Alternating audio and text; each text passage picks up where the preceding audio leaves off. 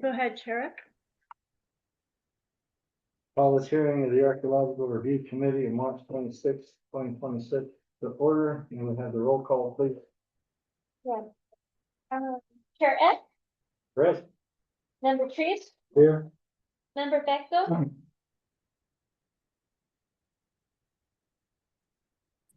I'm here. Okay, thank you. perfect. Member, that's it, sorry. Please, we Yeah. have two more things. We'll take centers.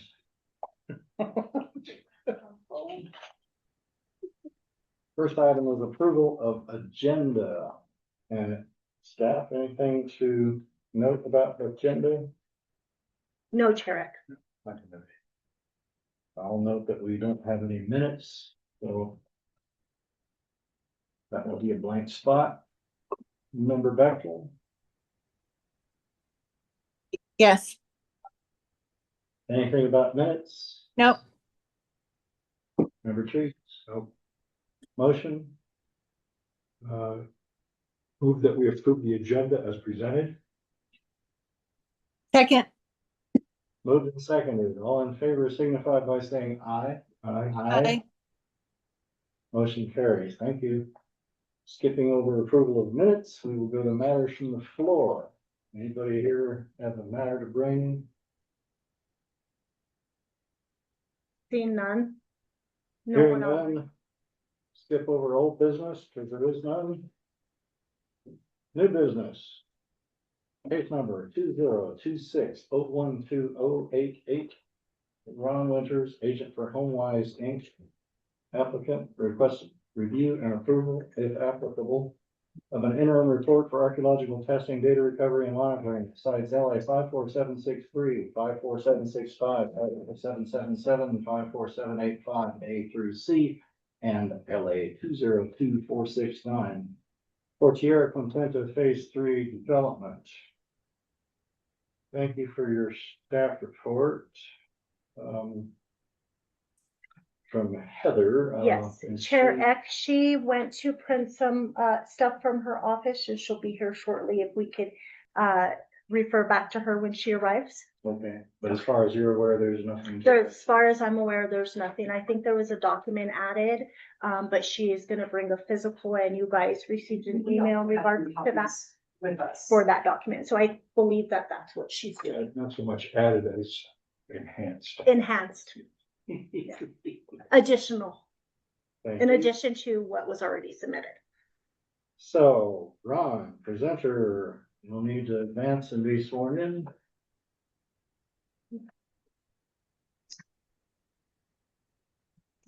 And if you're going to speak, you'll have to be sworn in as well. If you will please raise your right hand, state your name and address for the record. Do you want one at a time? Yes, please. Go ahead. Go for it. Ron Winters, 109 Calle Paula, Santa Fe, New Mexico, 87505. Thank you. Do you solemnly declare and affirm that the testimony you have in reference to this item shall be the truth and nothing but the truth and do this under the penalty of perjury? Do. Thank you. Jennifer Jenkins, 130 Grant Avenue. Do you solemnly declare and affirm that the testimony you have in reference to this item shall be the truth and nothing but the truth and do this under the penalty of perjury? I do. Thank you. Weston Glass, 1301 Siler Road. Do you solemnly declare and affirm that the testimony you have in reference to this item shall be the truth and nothing but the truth and do this under the penalty of perjury? I do. Thank Yeah, you. which You're all is- set. There's one more. One more. Oh. My field director. Oh. You can state your name and address for the record. Emily Brown, Understood. 6 Karate Way, Santa Fe, New Mexico, 87508. Thank you. Do you solemnly declare and affirm that the testimony you have in reference to this item shall be the truth and nothing but the truth and do this under the penalty of perjury? I do. Thank you very much. If you can have a seat here, ma'am. Like, I'll scoot this over. Put it, or move Gary over You there. may want to stay in the corner. You know, she's tougher than there.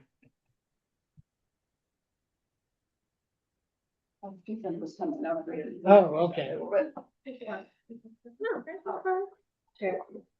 Sorry for my tardiness. We're printing that map for you so that you'll have a copy in your hands. We have extra copies, Heather, if you could, that would be helpful. Sure, if you, that's a bigger copy than they'll get from me, so. That might be better. And maybe what we could do is we'll share on the screen, I'll email it to you so that. Heather, I'm happy to share. Please don't share on the screen. It shows information that's confidential. This is a public meeting. Oh, okay. Yeah, actually, we do have. And, member Bechtel has a. Thank you for the reminder. Member Bechtel has a copy? Yeah, excellent. Okay, great. All right, so with reference to the staff report, you may have noted, that there is a condition of approval that is suggested. Staff has concern that the area of the impacts to the site is, and that there's multiple sites, that, we don't want any confusion about what can be done. And I also think that as the individual subdivisions come in, or with the final report, they can also more thoroughly address the other sites outside of the area that's highlighted for infrastructure. My condition was really just for this roadway here, the construction of a roadway, but the applicant is requesting actually to also include the drainage and the infrastructure, offsite infrastructure as well. So, first of all, I found that out relatively recently, so I think it would be good for the Archaeological Review Committee to know what is the timing of construction relative to those sites, because it does impact identified sites, whether they, and this is what staff feels comfortable with in terms of a conditional approval, they would just consider the roadway for now with the 25-foot buffer and wait on those other improvements until they have the final approval from the committee and the final report. Staff has concern that is too much opportunity for there to be a mistake, or, because certainly everybody in this room can say, yes, we commit to not disturbing these sites, but the concern is that not everybody is who will be impacting the landscape is in this room. So, and that concludes my presentation. All right. Thank you, Heather. And thank you for emailing this. It's useful to have it.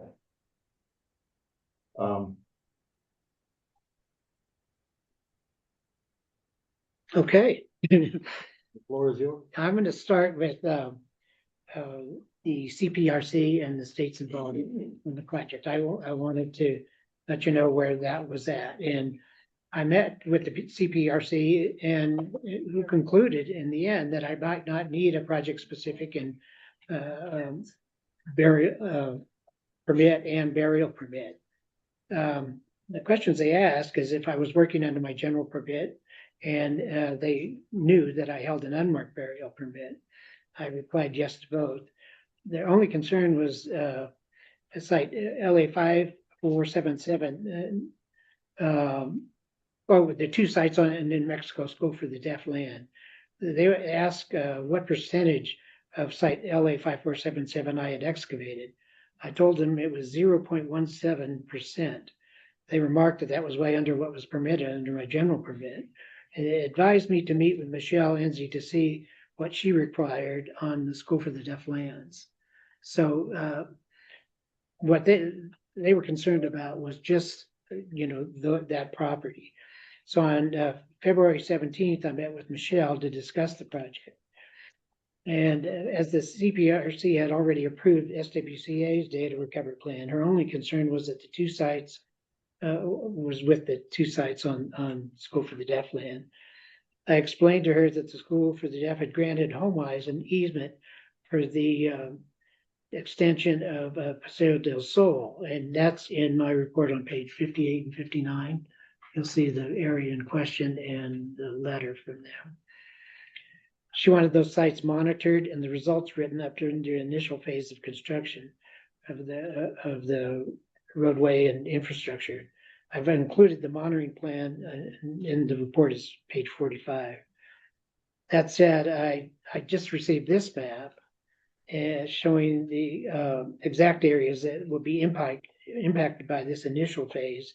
And if approved, we'll add those additional areas that will require monitoring. So that would include the northern extent of 54785A, the southern extent of 54785B, and the midsection of LA 54785C. If you can see on the map, those are shown in the area that HomeWise wants to do infrastructure in the roadway. So enough of that. All the test units that were required in the approved scope of work have been excavated and are described in this report. As I had said before, at LA 5477, we went beyond the scope of work to confirm the depth and nature of the low mounds. This is the only place where we varied from the scope of work.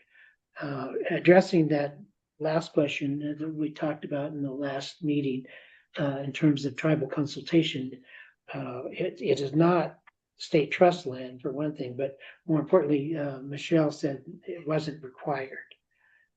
So that was not addressed in the report. The final report is in the early stages of write-up. The ceramic, faunal, and obsidian sourcing analysis is complete. The lithic analysis is in progress, and the soil and C14 samples have been processed, and I'm waiting for the results of the analysis. Until those results are complete, I can't make conclusions or eligibility recommendation, although I'm following a couple of lines of research and interpretation.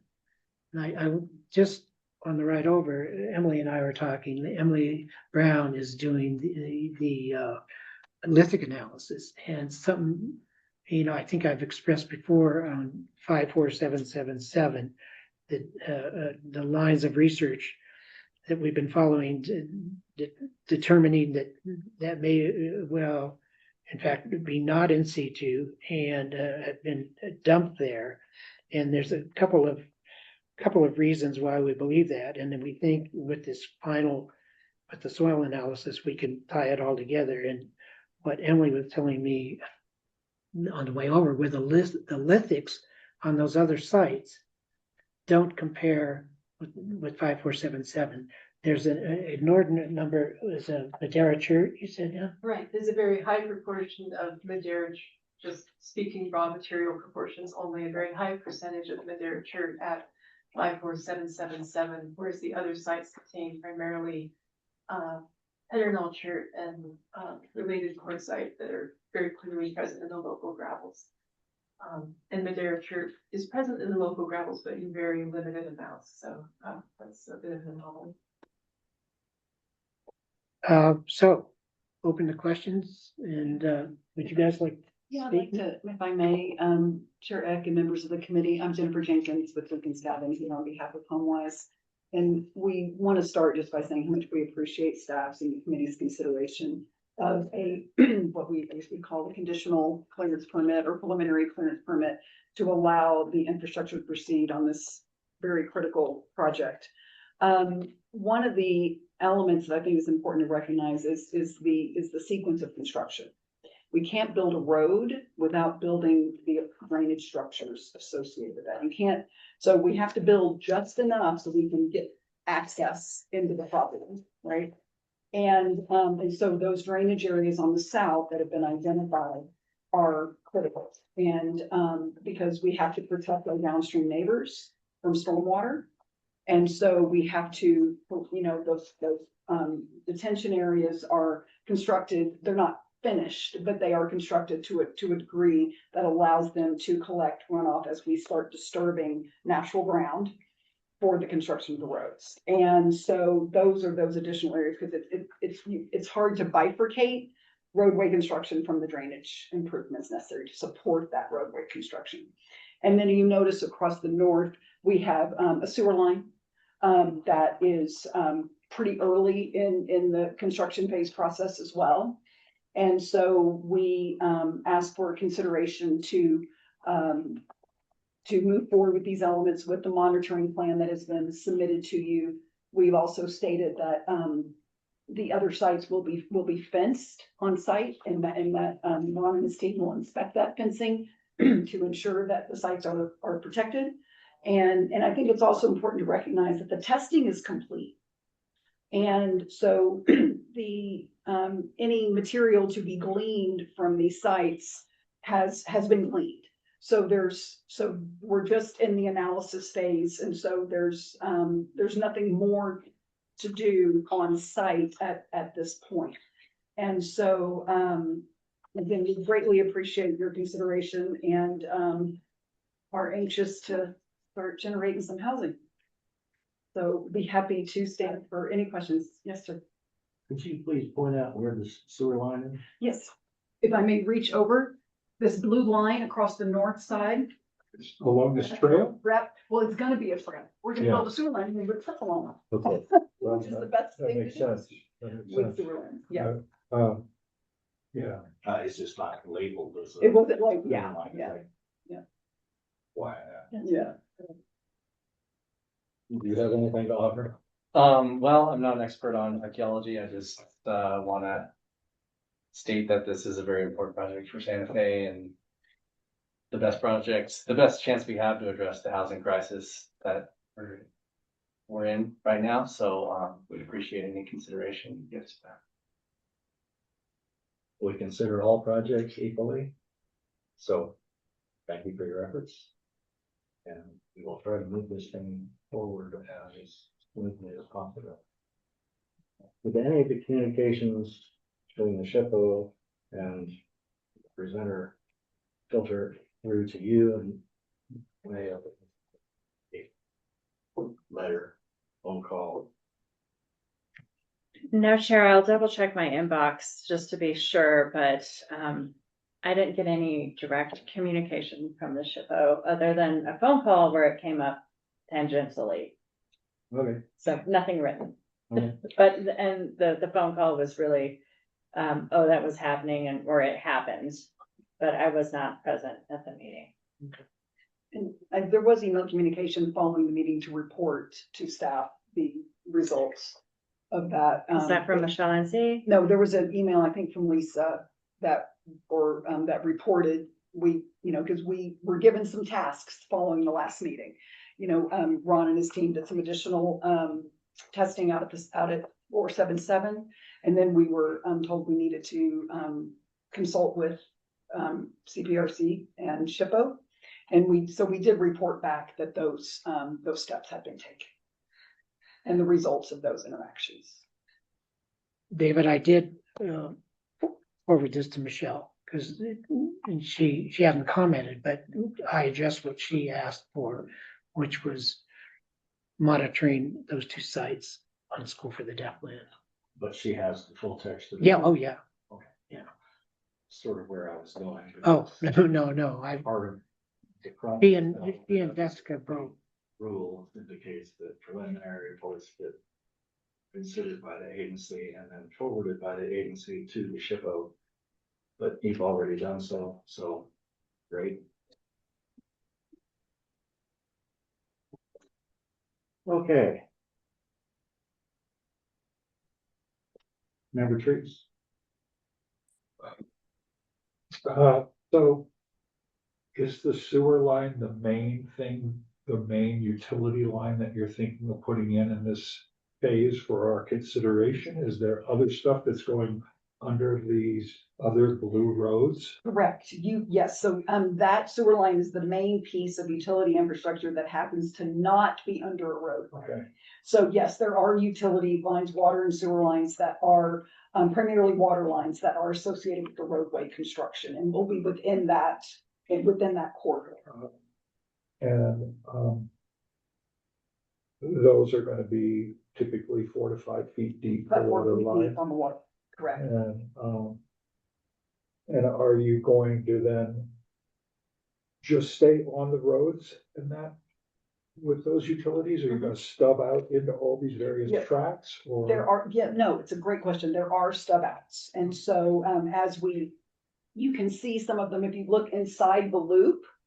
you can see those are, kind of gonna be future driveways or roadways into those tracks. Yeah. And you can see they're marked. So yes, there will be some extensions that will go beyond the roadway to allow for future connections. What's the density in these tracks? They're all various sizes, but I'm just wondering. It's gonna vary. I think our densities, the whole phase is we're approved for up to 1,500 homes, which can include multifamily, single family, and everything in between. So each tract is gonna be quite different based on its terrain.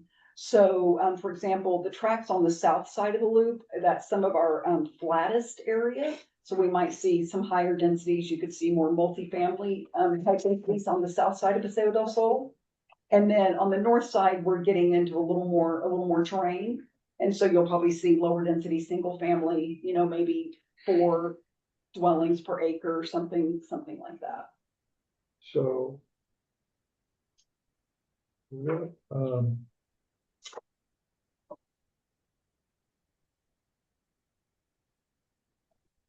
Ron, we're out there. Yes, Some of these, 54785, all of those are wagon trails. Camino de los Gatos. And how do they show up on the terrain? Do they show up at all? Are they? Some better, some are obliterated by modern 2 tracks. But there are some, we mapped them, but you want to talk about that? Well, the ones that are actually marked, those are more visible or not? Yeah, those are more visible, and even within those, there's areas that are, greater and lesser visibility. But they've all been mapped and documented, which What is we really did great. was, to photogrammetry for them and develop a 3D model of each, so that. There are pictures. Yes. Okay. One other thing, Tom, I wanted to add is in 86, when Hannaford was out there, they collected the artifacts along those roads. So, which I thought was interesting. Yeah. Have you obtained those collections? No, I'm sure we will, because, yeah, but they're probably in the museum at this point. I would OAS. hope that they're Yeah. in the museum sitting in OAS. Yeah, Maybe. yeah. No, well, Final, huh? certainly for the final report, yeah, well, that is considered, because we had, that wasn't part of our, project, but it's been noted in a couple places that Hannaford collected the roadways. Yeah, but no, good point. So.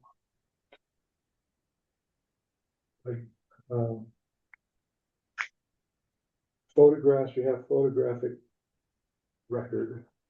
We have, artifacts collected from a previous. I wonder, do those? Chair, I'm gonna step out of my construction boots here for a minute. Would those artifacts then be incorporated into a report final on this whole property then? Well, Theoretically. this work, the artifacts from these sites would be included in the analysis and the report for this work. Okay, It won't be a comprehensive report for everything that was out there. I see, okay, that's what I'm asking.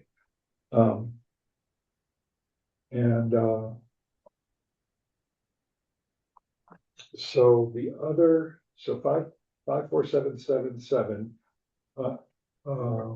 we talked about a trash dump and some assorted artifacts. But are you going to monitor that as the utilities and road go in? Yes, that's what I say in this report, Okay. that will be monitored and, because it cuts right through the northern extent of it. And so Yeah. I would be there on the ground, any kind of ground disturbance. And because part of that is right in the roadway, the rest of it's gonna be fenced off so that it doesn't get disturbed. And that'll be the case everywhere, even though we don't have necessarily anything that you found on the surface? And you did do some, one by one. Well, we addressed all the sites in the original approved scope of work. So all of these sites, they've actually, we've remapped them all, we've collected all the artifacts, we've tested them all. What I did say, and I wanted to add, on these areas that are shown in blue, if that gets approved, I would also monitor those sections that I just said. But besides just monitoring there, I would probably document with length, width, depth, like I would do any road or a acequia. Because, yes, we have them mapped, but, and if they're going to be disturbed or destroyed, I want more detailed analysis than just the mapping. But we are proposing to fence all of the sites because it's important with contractors being on site and, everybody just needs to be fully aware of where they are forbidden to, disturb. So even if it's something is kind of outside of the infrastructure activity, everything will be fenced. Sure. Well. Sorry. I have a quick question for the applicant team. Do we have an overview or a timeline of the project, the infrastructure? Yeah, we are hoping that we're gonna record the plat here in the next, hoping next 2 to 3 weeks. Where they're just fine. We have an approved cost estimate, so they're just working on getting the financial guarantee in place. And then we're ready to, plot. I'm actually like spade in the ground. Spade in the ground. What do you think your best guess is right now? Where we are in March? I mean. I'm hoping for July. Yeah. Okay, all right. So the reason, Chair, I was asking that question was just when it comes to giving the consultant the opportunity to go out and do extra work, if that's what the committee wants, it seems like we have a little time before we grant clearance. Okay, so leaving this aside for now, and looking at the report, Ron, I think it's on page 13 of your report, page 16 of the PDF. I'm wondering if the direction sign is. Now I realize it looked like your excavation was on an angle, and it seems like a north pointing arrow, maybe not pointing. Oh, I see what you say. Or the right direction. I'd have to check on that, Don, but I certainly can. There's no north arrow on the drawing as opposed to the photo on the ground is what you're saying. Which page are you referring? Page 16. Looks like it's 15 of the PDF, but 13 in the report. Well, the thing that we've been given, it's on. Oh, page your 16. PDF's different than my PDF, sorry. The way the pages fall out, it goes haywire. Yeah, gotcha. Your content of phase 3, unit EU3, feature 1 is what I'm looking at. Okay, thanks. Got it. I'm just curious if the north arrow is really pointing the right direction for that particular, because it looked like it was going like this. Yeah. On the, Yeah. And on that, the ground. It's like 45 degrees. I'll blame it on my stoma. And I just- No, I can. So that's that's with it. The other thing that I noticed was that in some of your some of your drawings, you were labeling excavation units, and then in other places they're test units. And I just wonder if that's a different thing, or if they should all be kind of uniformly excavation units or test units or what? It is based on the original scope of work, and we placed those units, where they were approved. And if they were test unit, it was marked, so if it was an excavation unit, it was marked. So those are two different things. That's the only thing I'm asking. Are They're they called two different things. But they're, Because to me, they're holes in the ground. If I recall, in the data recovery plan, there was some uncertainty as to whether some sites had subsurface cultural deposits present. And so those were slated for quote unquote testing, whereas others, there's some certainty that buried cultural deposits were present. And so in the plan, they were called excavation units. I think that's the origin of that. like the hearth on my page 34, it's called EU1 because they identified on the surface, this rock concentration and a stain. And so that's the one of them I took C14 samples from. That's the one I did, excavated half, did a profile and a plan view on both halves.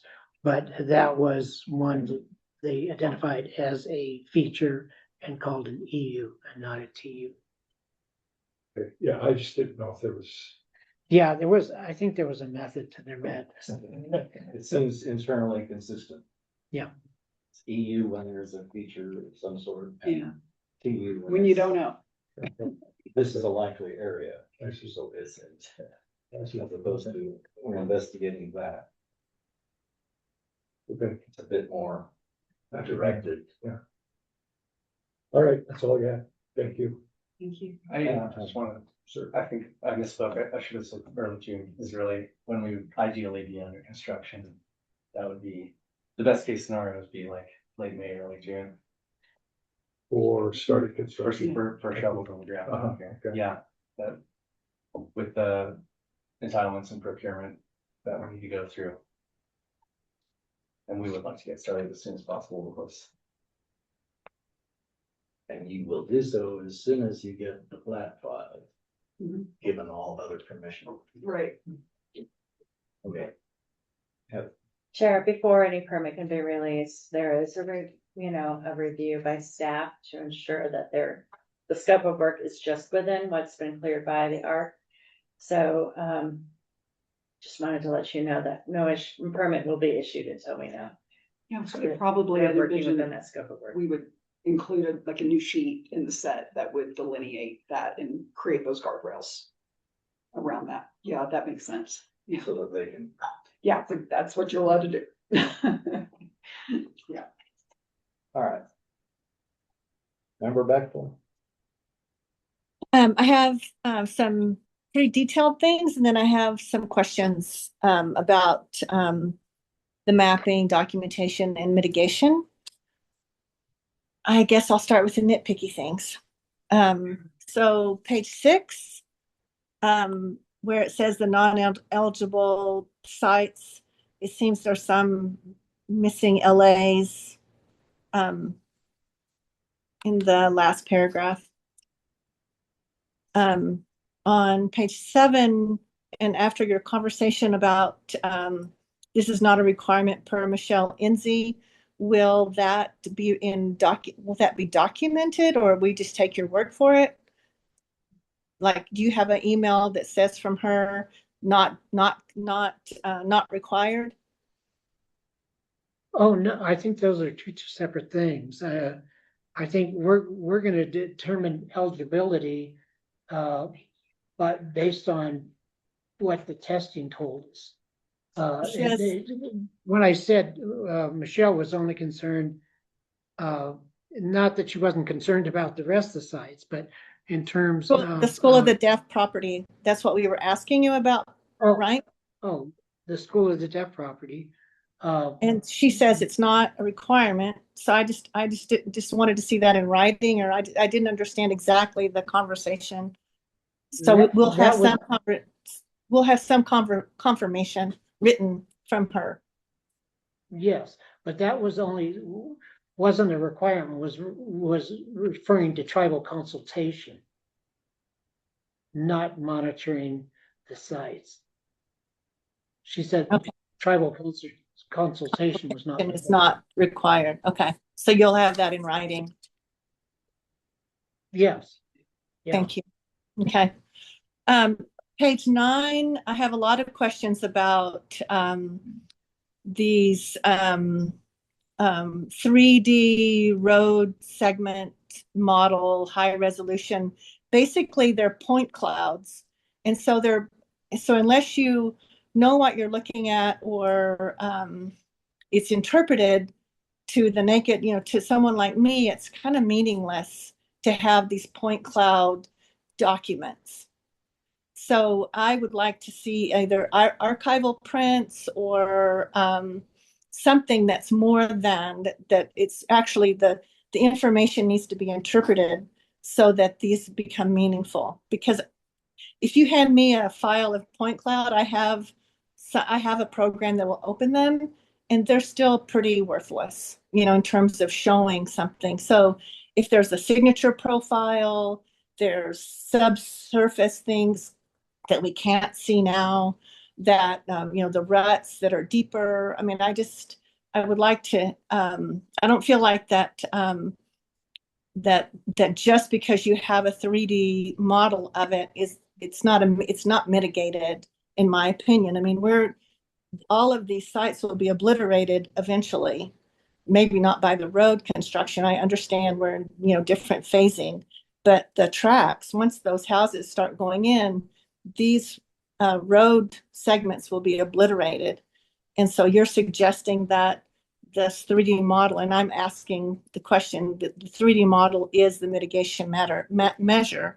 I would say you have to go further than that to interpret it for someone in the future.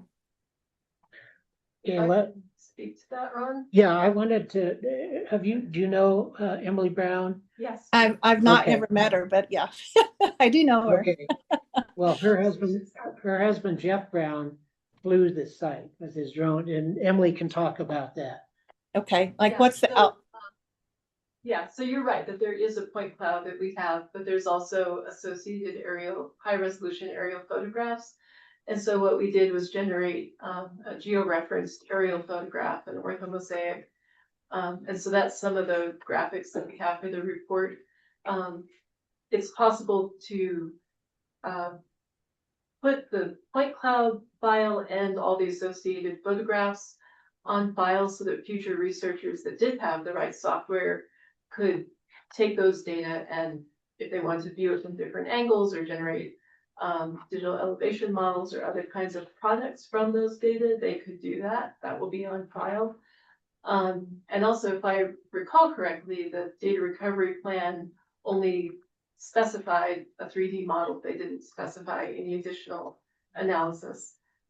So we can certainly do additional analysis if that's what the committee desires. That's eminently possible. But we've met the spirit of that, and all those data will be on file where other researchers can make use of them. Mm-hmm. But this is not like when let's say number 4785B, once that one, that tract gets taken down by the contractor or the developer, will you be out there monitoring when that happens, Ron? Or are we just talking about your monitoring plan for just the road construction? No, in the plan, it specifies All 5477 and 54785B. But Okay. as I said in the opening remarks, because that area that would be impacted in this initial phase, I would monitor all of those that are all of those other road segments that are in the path of the road or infrastructure. Okay. And I would take it, besides what we've done with Jeff and Emily, I would also photograph them and measure, do measured drawings probably of length, width, depth of these, not just rely on the photographs alone. Okay. And I appreciated that you said that about the fact that since they're going to be demolished, that you're going to do a little bit more reporting on them. Of course. Yeah. Okay. Thank you. Page 13 So I'm mystified by these gorgeously drawn plans. There's no legend. There is a north arrow, but I don't know where this relates to anything in space. And I just don't know what this even means, other than it's a beautiful drawing. Well, yes, I could have identified them as rocks. That's what they are. Oh, they're And, rocks. Okay. Yeah, I didn't include, I didn't include photographs, yet. We have photographs of all of these, test units Okay. before and after, and that will be in the final report. It just Okay. gets so cumbersome by the time you put all those in this kind of report. Got it. But those are all my drawings, and that is, feature one at 54763. And Right. they didn't know exactly what it was, but it looked suspicious. And you want to comment on that? Yeah, I think on the surface, you could see a number of exposed cobbles, and the hypothesis was that it was possibly an agricultural feature. Upon excavation, it turned out just to be a concentration of naturally occurring alluvial cobbles that ended up in that spot. So Yeah. not a feature that we could identify. There is a drainage adjacent to it with the same type of rock, maybe not in this type of concentration, but and there were no artifacts found in or around. They were not grouped, they were not sorted by size, nor were they configured in any particular way that was recognizable. Okay. It is a gorgeous drawing. Thank you. All right. Then page 19, I guess. How will you identify whether the adobe that you found is modern or ancient? Since you would think it would be from the dirt that's available. How would you identify that? Well, that's one of the things I mentioned earlier. We took soil samples Okay. above in the low mounds in both of them, the east and west, and we took soil samples below the original ground surface. And that's one of the things that the samples have been run. And what I was told by the lab was they will be able to tell us if in fact that dirt came from the original ground surface or not. They can't necessarily tell us where it came from, but he said he could pretty much tell if that soil was from there. We don't think that. We don't think that those artifacts are in situ. And so I'm anxiously awaiting, that test result. Okay, thank you. And so I guess like on page 34 and 35, there'll be a slightly more description, so that would be obvious what these drawings are of. Is what I'm gathering from from their previous comments. Yes. Okay. Well, I mentioned earlier, if you read, the unit by unit Right. thing, you'll see that unit 1A is they thought was a hearth, and so Right. that's why I took the C14 samples there. And I did a cross section. I did excavated half and did a profile, Yeah. and then I did plan views of all that. But again, that's multiple photographs, and then we excavated all of the 8 units around it. They had wanted 9 excavation units, 3 by 3 meters to cover that area, because David said, you can't just look at the donut hole, you have to look at the donut, and which made perfect sense. Unfortunately, and you'll read on one B through I, there were no artifacts found in the excavations, and that stain did not extend beyond that 1 by 1. Right, okay. Well, And so, we do have good samples for, you know. okay, thank you. And you've answered that question. And I think this, my next question is for staff. Is page 57 in my booklet is the notice of ARC action. And it just says, with condition revisions be made to staff. Do we not list what the conditions are in our communications to the archaeologist? Do they have to go back and listen to the YouTube? How is that communicated? Oh, I've lost you.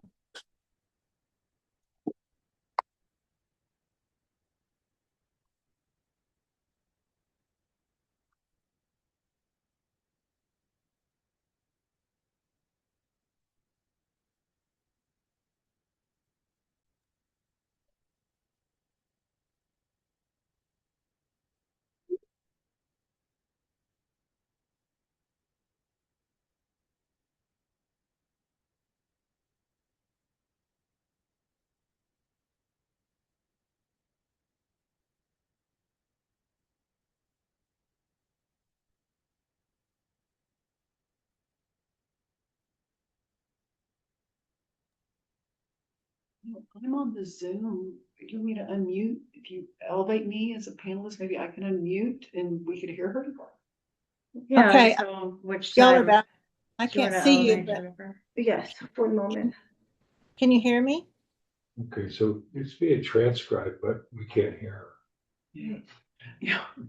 It's like watching closed captions like when you're watching TV at home. Welcome to digital television. Sorry, Right. guys. I can Rebecca, hear. we're gonna try to get you to another way here. Okay. Let me do this.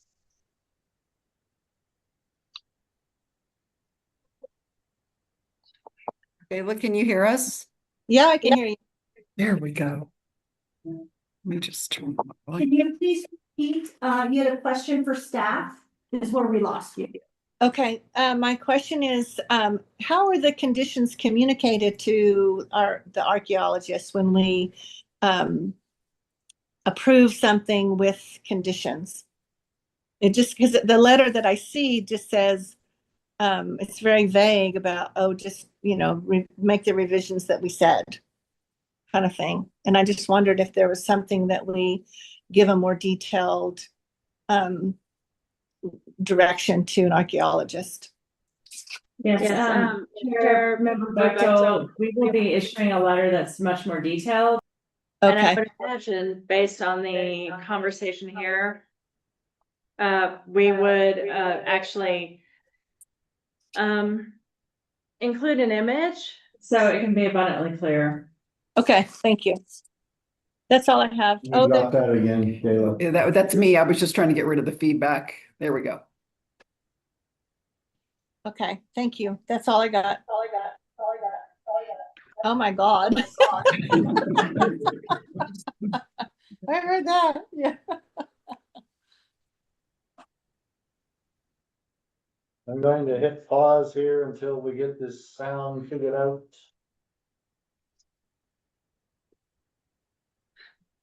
Yes, member chair. I mean, chair and chair. I like that. There we go. That should Annabelle. take care of it.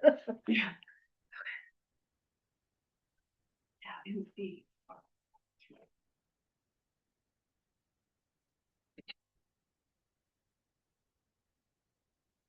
Do you think you have it? We got rid of we turned down our volume so we could use yours. Oh, so I'm back willing to use my You're phone. back. Gotcha. Yeah. Okay, I just want to make sure. But I'm still here. Hmm. You can hear us, Kayla? I can still hear you. Great. Great, thank you. Great, thank you, Galen.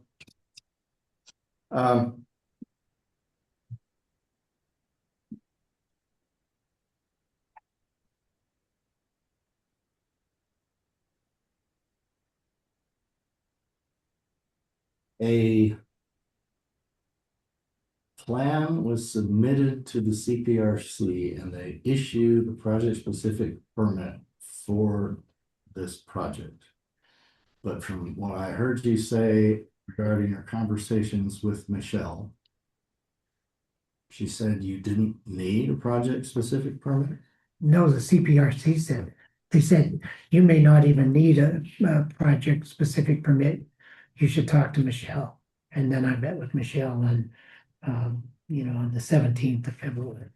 And she relayed what she was concerned about. Okay, but nonetheless, they did consider and approve a permit.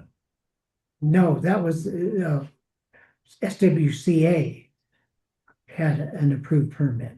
And what they told us in our meeting was that couldn't operate under that they wanted me to apply for a project-specific permit. And when I went before the CPRC, that's when they asked me those questions that I talked about in the beginning of this.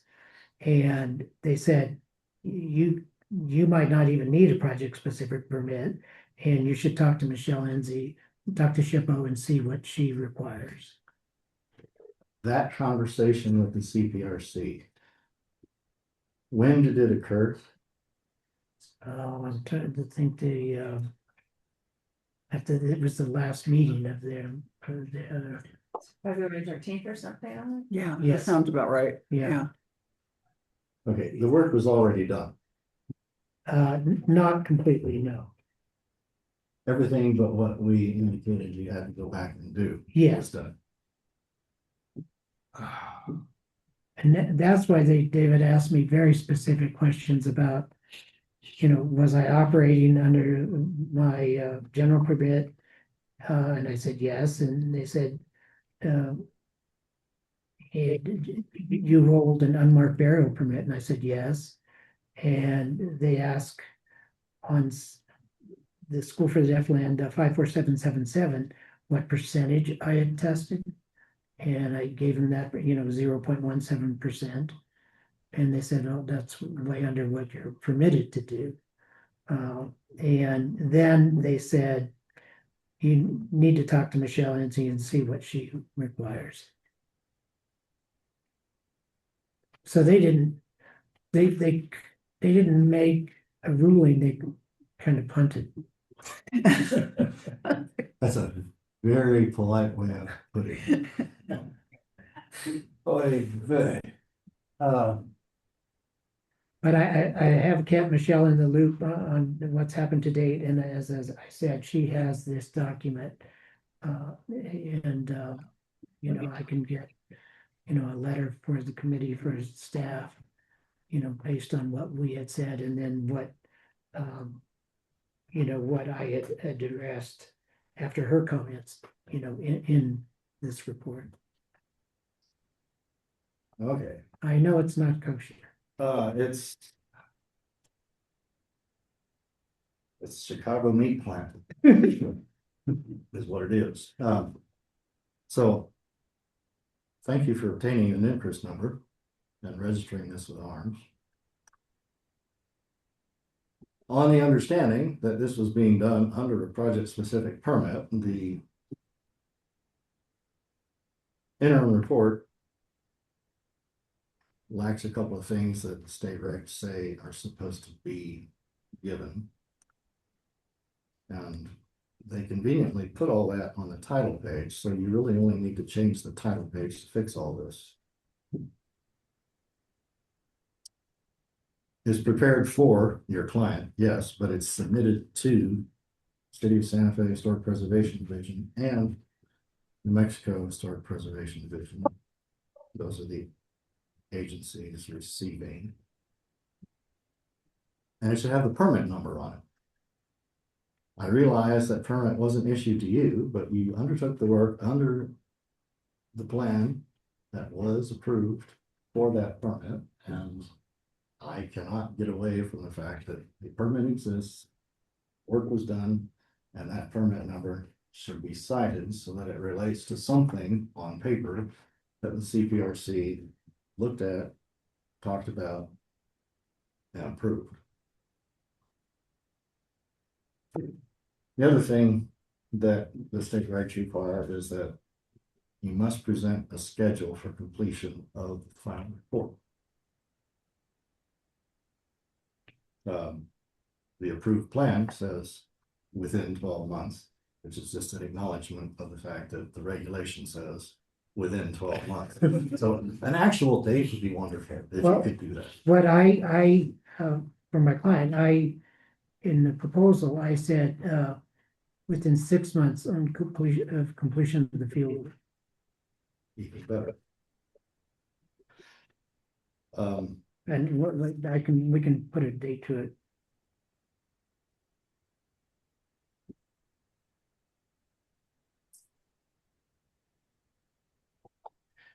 And those changes should be provided to Michelle as well.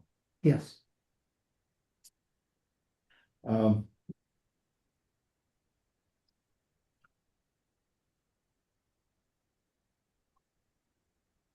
am mystified by the convenient view that the state is only concerned with what happens on the things on school for deaf property. But that being said, I'm concerned with all of them. I think this committee is concerned with all of them. As are we. And so I think your monitoring plan should be included to monitor all activities during this phase of work on all sites. And that includes 54765, which is being 15% interrupted by the proposed work. Well, possibly, that was one of the three, major ones that we addressed that were gonna be fenced. And Okay, so you're saying the blue line does not cross through it? oh, no, I see where you're saying that very edge there. Okay, so So that's it's just an 15%. overlay, but it's actually an exclusion. Yeah. It's not being crossed by the road. Well, I didn't plan on it. As I told you, I saw this yesterday. And so the original plan that the homebuyers put forth to me was to fence all these other sites. And Okay. if I may clarify, Chair Eck, so what we see here is the whole area outlined in blue is an open space tract. Within the southern portion of that open space tract, we're going to be receiving some stormwater. So there's actually no work that is going to be happening. And we have drilled down on this very carefully, and we studied this little kind of connection area, and we confirmed that we can stay out of that site during the construction. So we just highlighted the open space tract, but the work is happening to create the ponding to the south. But this drainage, that's going into it, but nothing over here is gonna happen, is that right? Yeah, that is a protectable thing. We studied this. We zoomed in really carefully on that to make sure that we could fence that off. But it's protected for only the road and infrastructure construction. Eventually, it will be obliterated, correct? Correct. Okay, thank you. One legally thing, your contents origination longer than we would actually present the paper in front of us. That might be due to the way it was used, but it might also be I can't hear anything. all of your contents listing. For instance, it refers to the monitoring plan on page 41. It's actually on page 45. So minor details. No, I'll take care of that. I'm not worried about it. Michelle can figure it out. She's probably already has.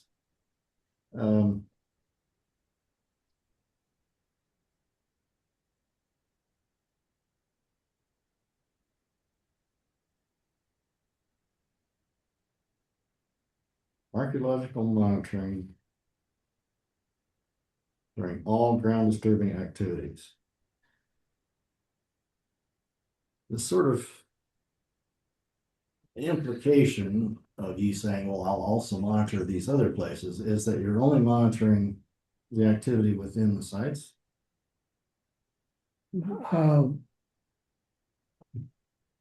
Anywhere, well, initially, it would be anywhere where ground disturbance would occur during this initial phase. Anywhere. And That means all of it. well, it means yeah, where it crosses. And like I said, I initially addressed what Michelle had wanted, which was 85B and 777. But when I saw this today, and that's what I talked about in my introduction, was that these other sites absolutely need to be monitored if they're going to be impacted by this. Okay. And And you've spoken about the alignments. What about 54765? it'll be fenced. All three of them will be fenced. No disturbance during this phase at And all. you're not going to monitor the disturbance that's 26 feet away from the fence? Or 1 foot away from the fence, if the fence is at 25 feet? No, I'd probably put a buffer, fence. I wouldn't put the fence right on the property, I mean, right on the site boundary. Pull it back. So, what I'm after here is that normally, when people are monitoring, they monitor within and some feet either side of site boundaries. Right, So if you're monitoring all ground disturbance, I'm happy because that's everything in blue. But if you're Yeah. not monitoring all ground disturbance, I'm not happy because there will be things that are within X number of feet of a site that will not be monitored. So can we rectify it? well, I'm at this point saying that not the total roadway or infrastructure. I'm saying any place where a site occurs and there's ground disturbance would be monitored. Okay, can we agree then on So like a zone? distance? Yeah, just, that's what I was gonna say, yeah. Anything within 100 feet of a site boundary? Sure. Should be monitored, absolutely.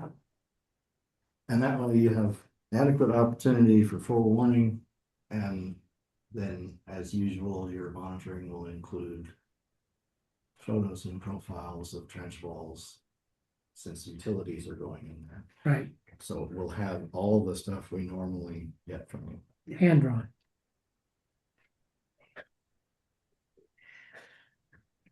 Yes, you will. So Gayla will be happy with beautiful. I hope so. Gayla's gonna get her beautiful drawings. Thank you. So. Staff, have you captured to your satisfaction the lengthy list of conditions that you want to put on paper? Chair, yes, and I'll actually send a draft of this letter to you first before it goes to the applicant, just to be double sure. But To- there, Everyone possibly? yes, Because- absolutely, They would be By blind best copy. qualified to Yeah. address their commentary. And see that it's reflected. yes. Okay, and I have captured everything, but I will make sure that it's right as well. So, having said all that, would someone want to take a stab at a motion which could be more or less to the effect of moving the interim report with the conditions specified and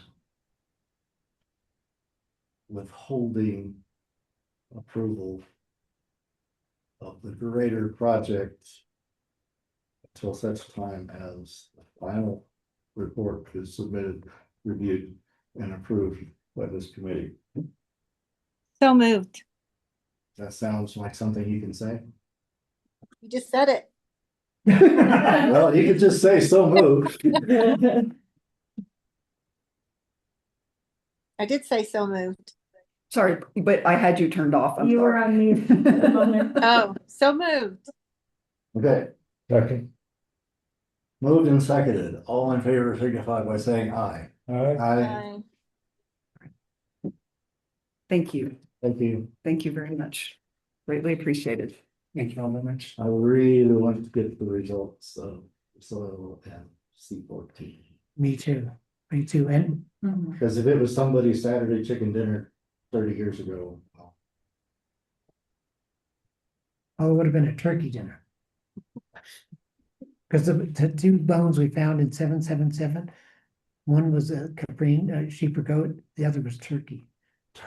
That's why I'm thinking, I remembered bird, I just didn't remember. that's why, David, I'm thinking somewhere in the Indy area. Okay.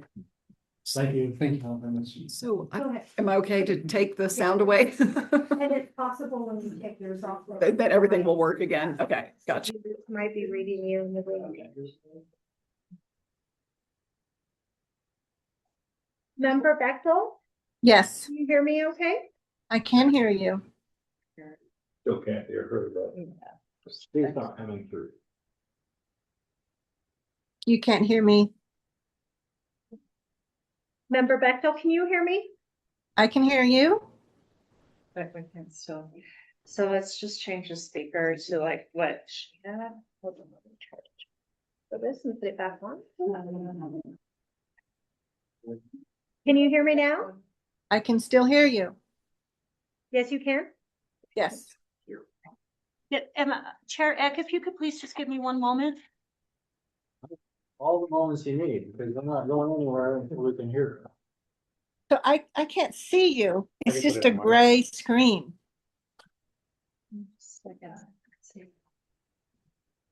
Can you turn up your volume here? Let Hmm. me turn this back off.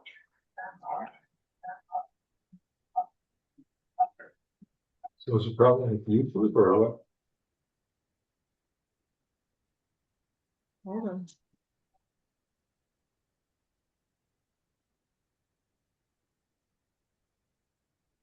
Okay, so you have. Just. Oh, feedback. Hold on just a moment, please.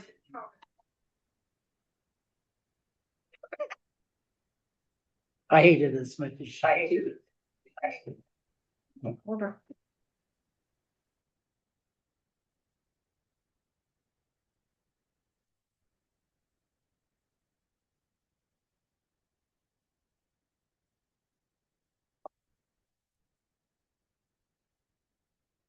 Microphone on.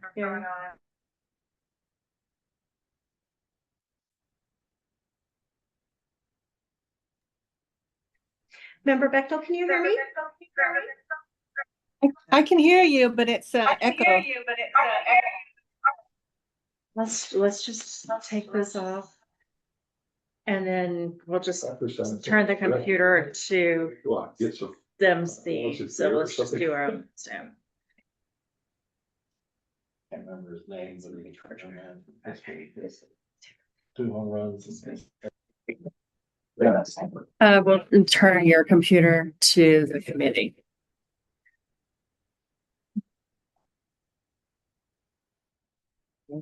Now we need to do this. Member Bechtel, can you hear us?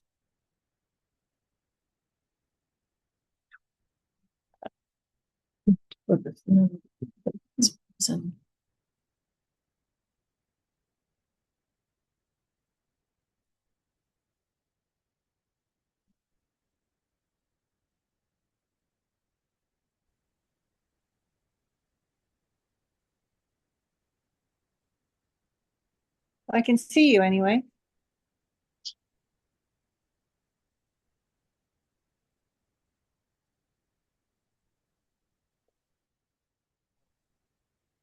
Member Bechtel? Yep. Can you hear me? You're very quiet. She can hear, we just can't hear her.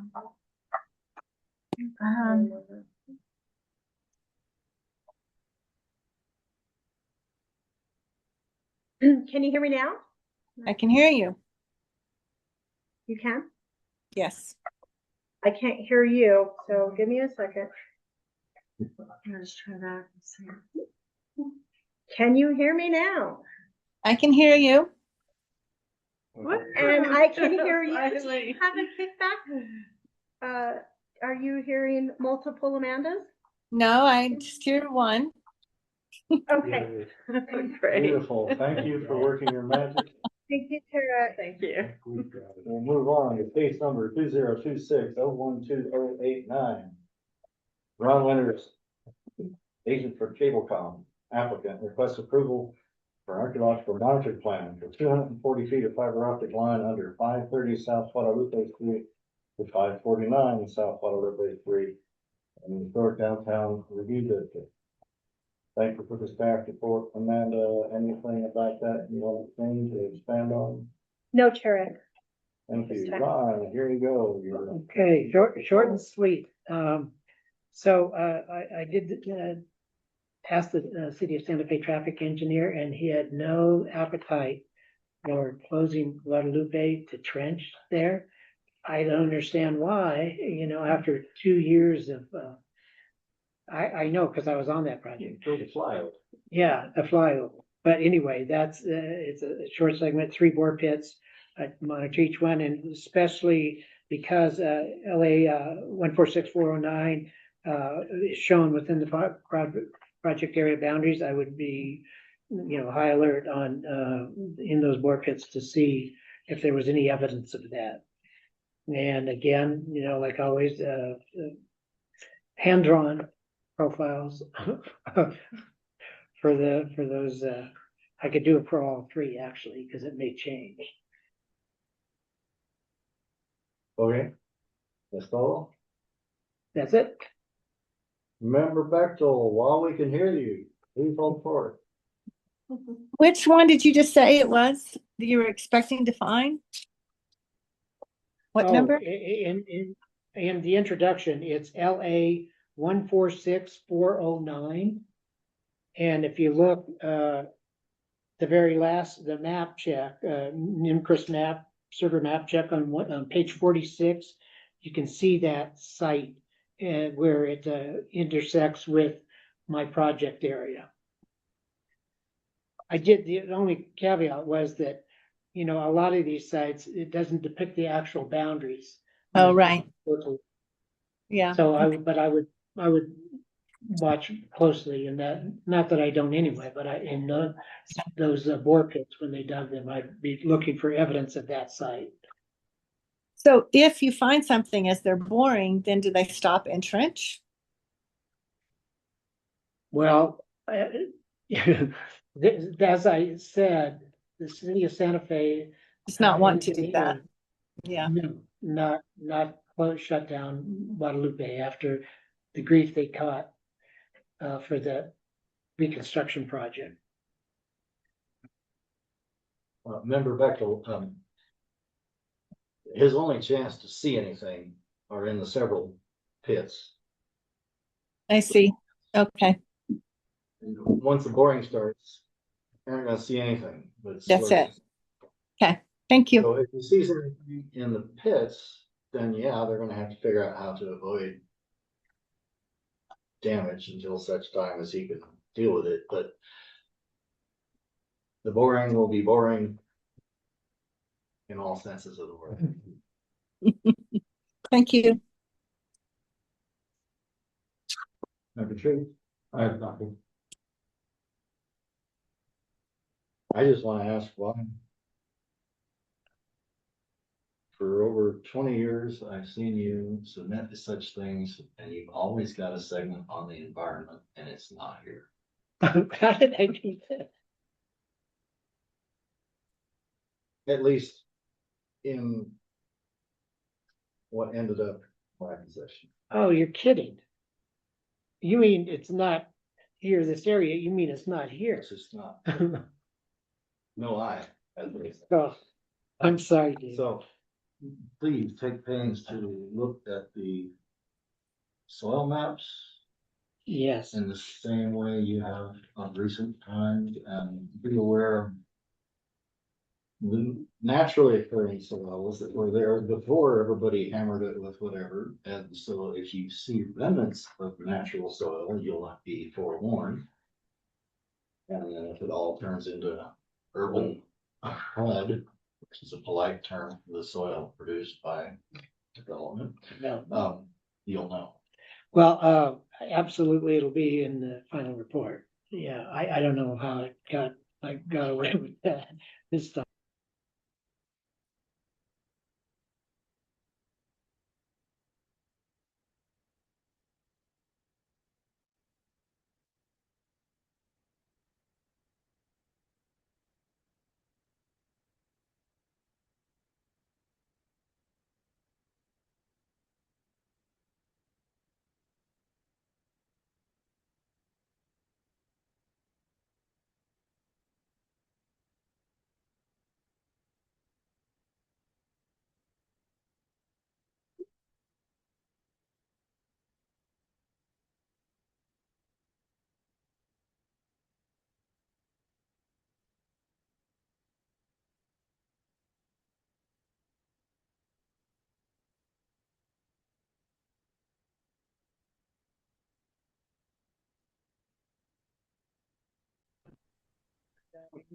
Member Beckwell, can you hear us?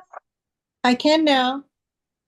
I'm sorry it went out. Member Treese has made a motion. Member Treese, could you please repeat your motion? Sort of. So many words, I'll paraphrase it. I move that we accept the monitoring plan with the addition of climate and soil conditions in the final report. Second. Moved and seconded. All in favor signify by saying aye. Aye. Aye. Next. Okay. So on this one, Hold on. oh, For the record, this is case number 2026-012-091. Ron Winters, agent for City of Santa Fe River and Watershed Section, applicant requests approval for archaeological reconnaissance report for 6.89 acres at 1709 Cerritos Road in the Suburban Archaeological Review District. We have a staff report. Amanda, anything to? Yes, I believe Director Lamboy has something she wishes to add. Yes, thank you.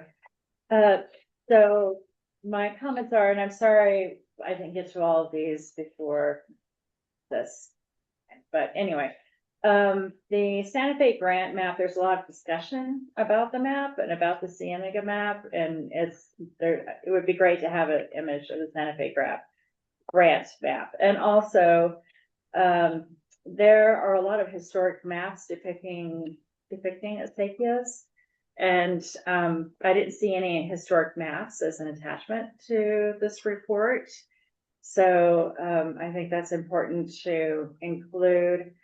And then a lot of the reference to the Mayordomos, it seems to me that, there was a 2017 report that was referenced, but I think it would be important to interview Phil Beauvais if possible, because he maintains and his daughter's actually helping out. She's the Mayordoma. I don't know, but she's doing that. She has that role now.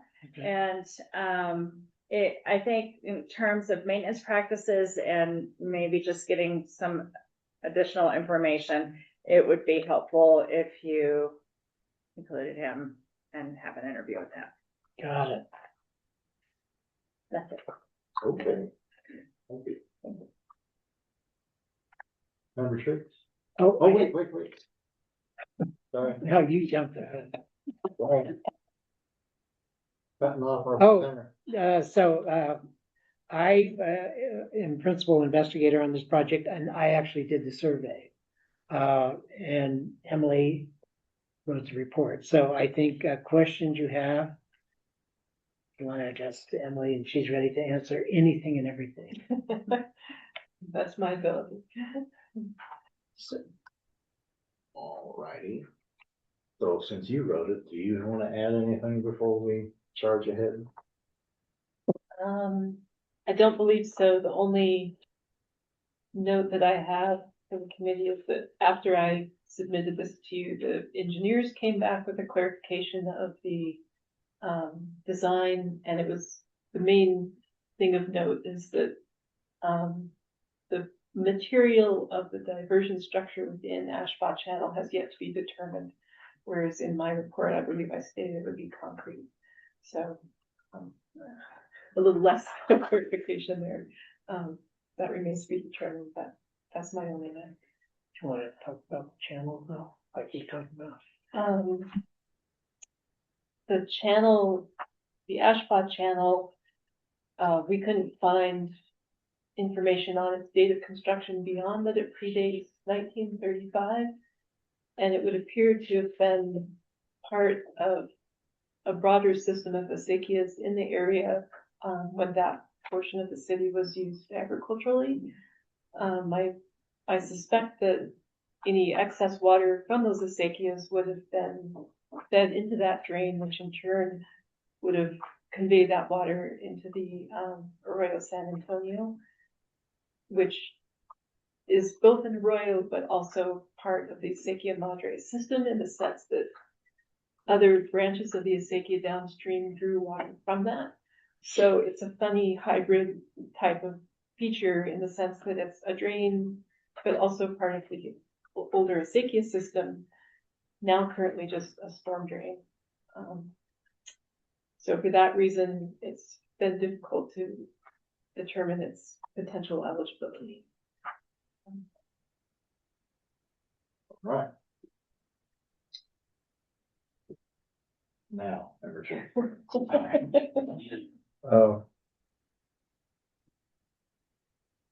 Yes, when I, just reading this, it's very confusing because there's these three converging and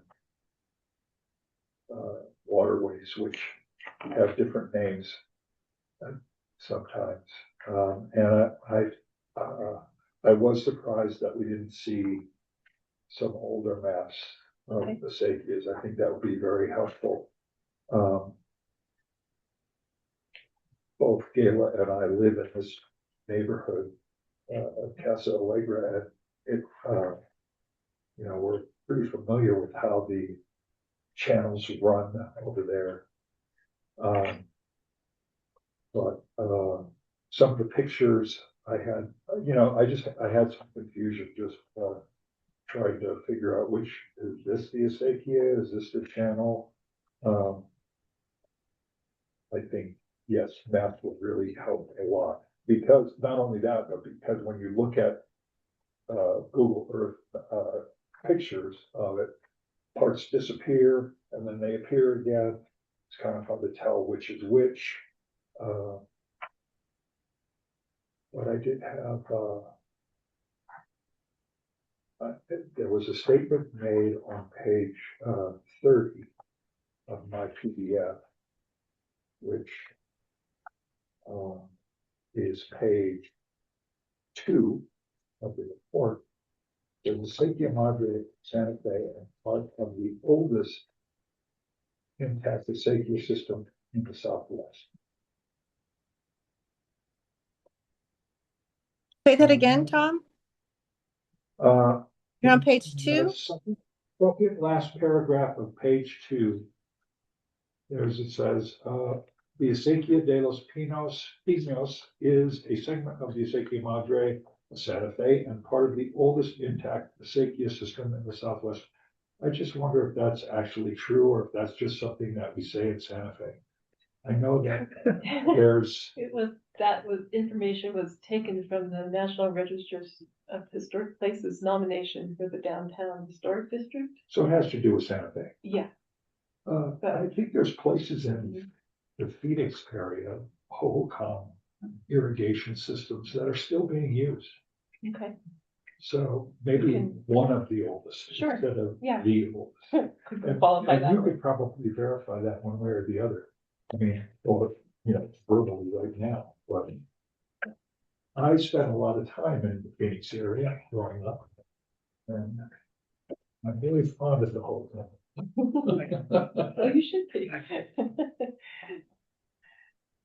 I think Salt River Project actually does use some of their channels for their current irrigation.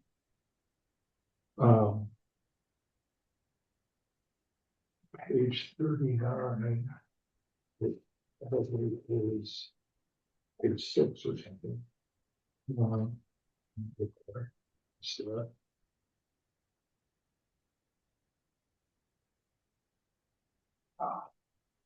here's my version of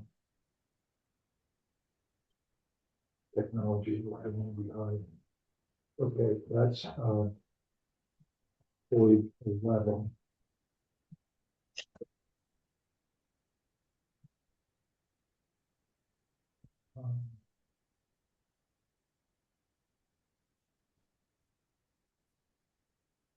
I was really happy to see this, actually, this whole paragraph, legal rights to access water for the Acequia de los Pinos. That whole paragraph is, I was happy to see that. I don't have a problem with it. I was just happy to see it included in the Thank report. you. Page 51. Which is pictures, and that's where I was having problems once again, just trying to identify which one is which. And that would be, let's see, a 23 of the report. So it looks like there's 2 parallel water channels there, and I don't know which one is which. Okay. And then flows into the arroyo at the end. But maybe that thing on the extreme right side of the picture isn't really a channel. Exactly. It's just a depression or Ron, do you want to speak to that? it looks like it's a channel of some sort. No, I know what you're talking. Which picture are you referring? The figure 7 Figure on 7. page 23. Isn't that along the fence line? Because there was a footpath through there. I didn't identify that as a channel. That's the channel that goes all the way to the arroyo. It's the last half of it, or the last bit of it. So is that the asphalt channel with the rocks in the bottom? Oh, are you talking about, Middle? are you talking about this? No, I'm talking about both of them, actually. The one in the middle, The channel. is that the asphalt channel? You were there and I was not. Because it's described as Yeah. being rock lined. Yeah, no, that's the channel. I thought you were talking about I this. am talking about that. No, I don't have any idea what that wasn't, that's nothing. no, Okay. It's just. the it looks grass like is a just, ditch. the grass is just beaten down. There were, along the fence lines on both sides, there were foot traffic, that followed the fence lines. It just gets really confusing. Especially when you have the Acequia crossing the arroyo, I guess. It crosses the channel just above where the channel empties into the arroyo. But they're all 3 very close together at that location. And also, I looked up flume because I didn't know what a flume was. And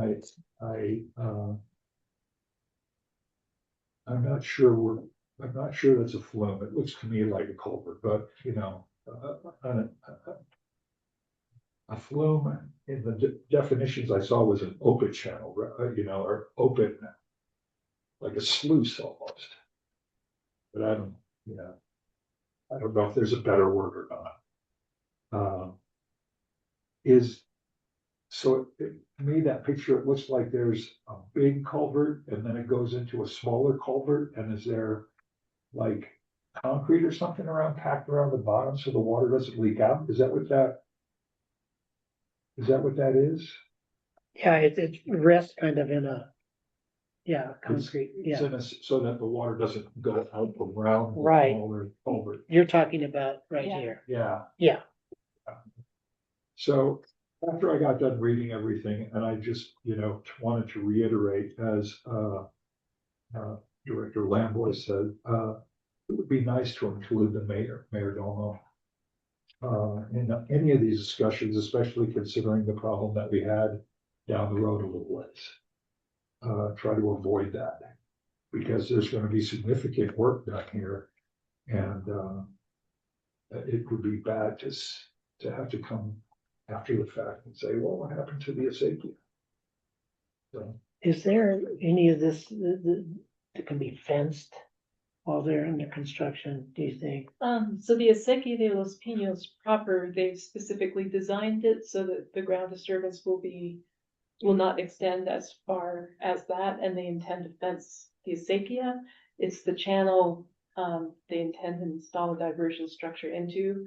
So, we could ask them to fence the portions that aren't gonna be impacted by their project, if that's a concern, but the channel itself will be altered.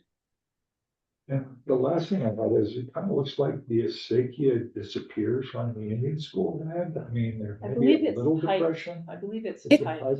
Oh. It's still there, still there. But it's still, okay. Yeah, yeah, you can see it. You can follow it, especially when they turn the water on. You can really see where it goes.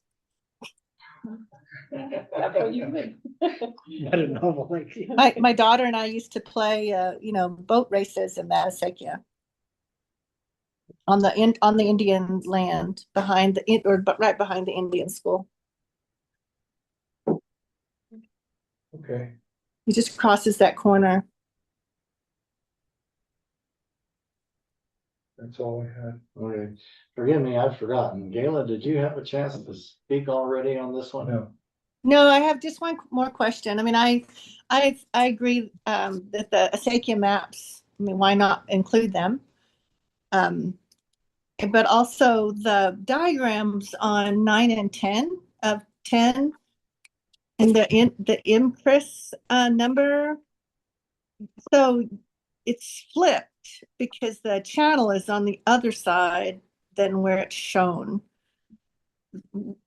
Like the shape of the channel is on the south side of the park, not the north side of the park. Can you point us to the Yeah. page and figure? It's page 1010, and it's this little leg right here. The channel is on this side, but you're showing it on this side. I still don't know where we are. I think it's, page, It's under the IMCRIS. Okay, so, form. Gayla, that's an image just of the area we surveyed that was generated by the NIMCRIS database. So that extension indicates an access road. It's not meant to depict the channel. But the channel extends to Cerrillos Road, correct? It does, but that map, doesn't show the channel at all. It shows only the area we surveyed. Oh, I see. So you didn't go all the way to Cerrillos? We surveyed only the area of potential effect. So when we defined the channel as a cultural resource, we did extend it all the way to Cerrillos Road. But this map that you were looking at only shows the survey area, not anything that we found. Got it. Okay, thank So you. it might- Yeah. so that part that goes to Sirius Road from the park, kind of next to the fire Right, department, isn't gonna be touched, is that right in this? right. Okay. I surveyed it. Okay, All the way to the, That's a good, yeah. yeah.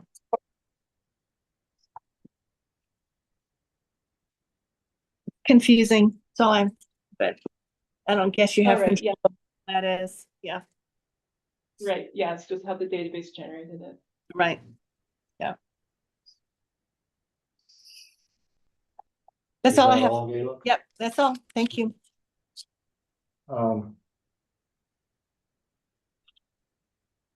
Two things.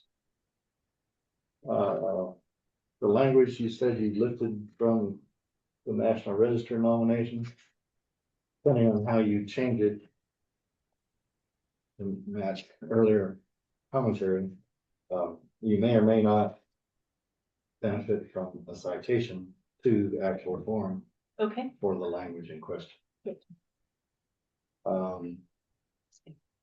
But how you do that is up to you.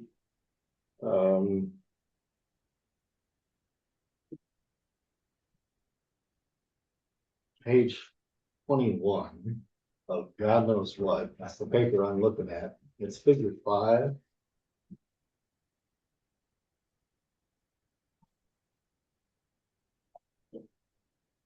There's a gate structure illustrated. The captions has the HCPI number rendered as 53355, which would be good catch. 2255.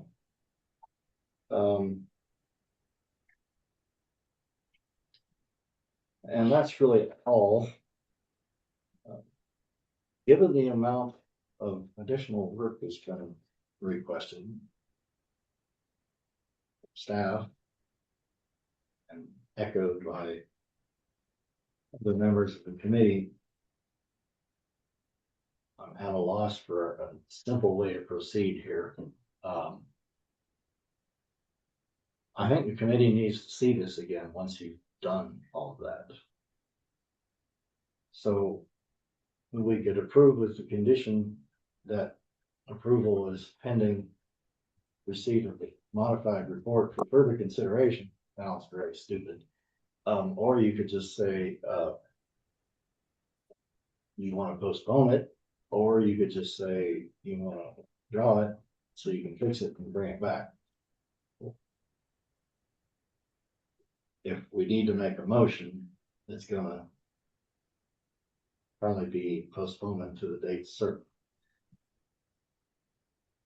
Because we can't, I think, usefully approve something that needs modification to this extent. Because what you find out may very well change what you have to say about project and its effects. So, could you do all that by the next meeting? We could postpone to the next meeting, and Amanda will give us the date certain. I am searching that right now, Chair. The 23rd. 23rd of April.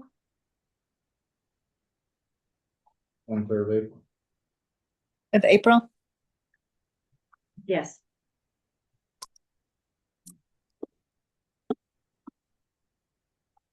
Can you do that? Yes. Okay, so I'm suggesting that a motion to postpone to 23 April is the easy way out. Heather? My apologies, Chair Eck, but I speak Spanish, but I had to research this. I don't think it's pino, I think it's pino, because pino is the term for pine trees. And I looked at some historic maps, and it says pino. Yeah, and I don't know if it's, yeah, and of course, if you think of the surname, it's also just pino, so. True, but the name may have been dollarized by somebody in the state engineer's office who rendered it as Pinos in the records. So dive into the records and find out what the darn thing's real name is. Okay. And the best person to ask is Bill Levesque. So, Heather, is he, the last time I saw him, he wasn't doing much, but you said his daughter has taken over that mantle? Yes, that's correct. And I have her information if you need that from. Oh, yeah. I'll get it. Oh, That's probably right. I have it at my desk. okay, If she doesn't have that at fingertips, she'll go ask that. yeah, but no, that's a great idea. So. Committee members want to take a crack at that anything?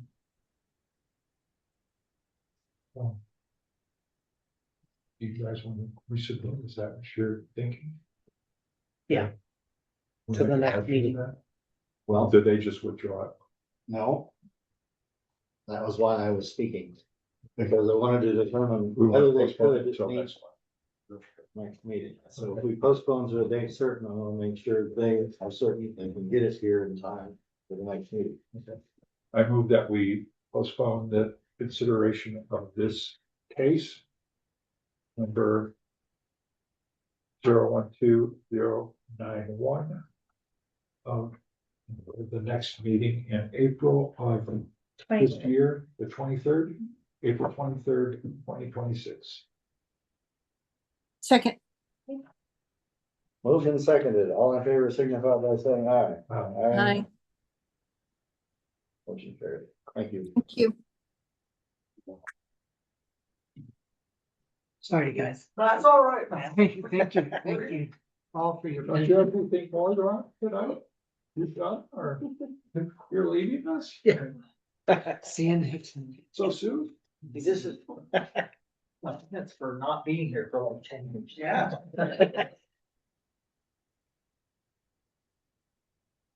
A long enough vacation. Yeah. Okay, case number 2026-012-087.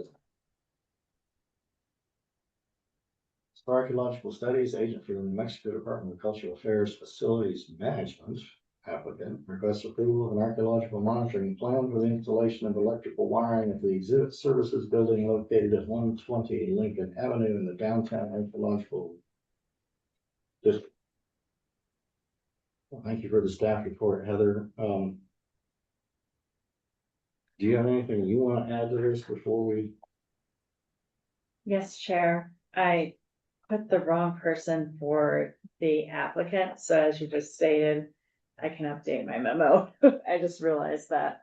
And then I just had some edits and I realized I didn't email y'all my report. So I'm gonna give you a copy, just minor stuff like Stephen Post's work. You have 2000 XX and it was 2011. So just make those updates and there are several in your list of projects, things that have changed and have been completed. So if you could just update that to sort of like La Sequoia was one of them. That's it. Okay. So your removal of that applicant name solves Sorry. my question. Presenters, Yes. be identified and sworn in, please. Will you please raise your right hand, state your name and address for the record? Matt Barber, 725 Camino Alejo, Santa Fe, New Mexico. You wanna go ahead and state Want your everything? name? Yeah. Antonio Cruz, 725 Camino Lejo. Do you solemnly declare and affirm that the testimony you have in reference to this item shall be the truth and nothing but the truth? And do this under the penalties of perjury? Yes. Yes. Thank you, guys. All right.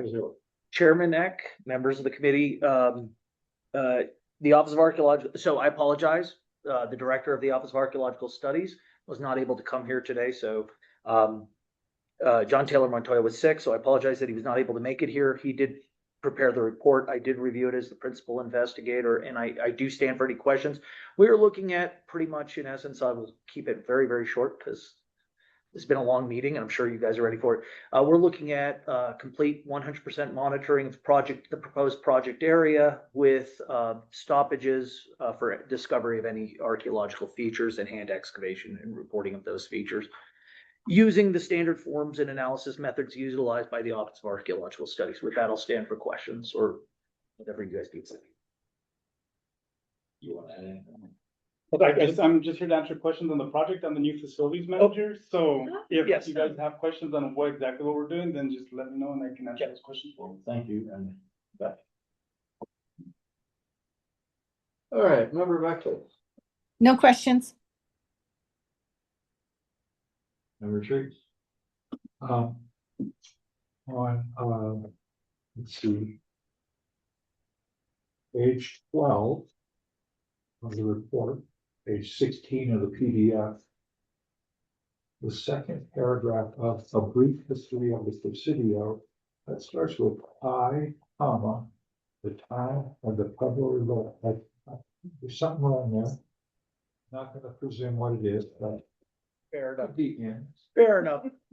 We will get that corrected for you. Just off the top of your head, what's it trying to say? The time of Pueblo. I think that word, it looks like that word can just be, the I can be removed. The time at the time of the Pueblo Revolt, the Casas Reales had a wall surrounding it and 2 towers. So I think the word there is actually at, but I will ensure that that gets fixed for the final or for the updated monitoring report. And then toward the end, in the map section,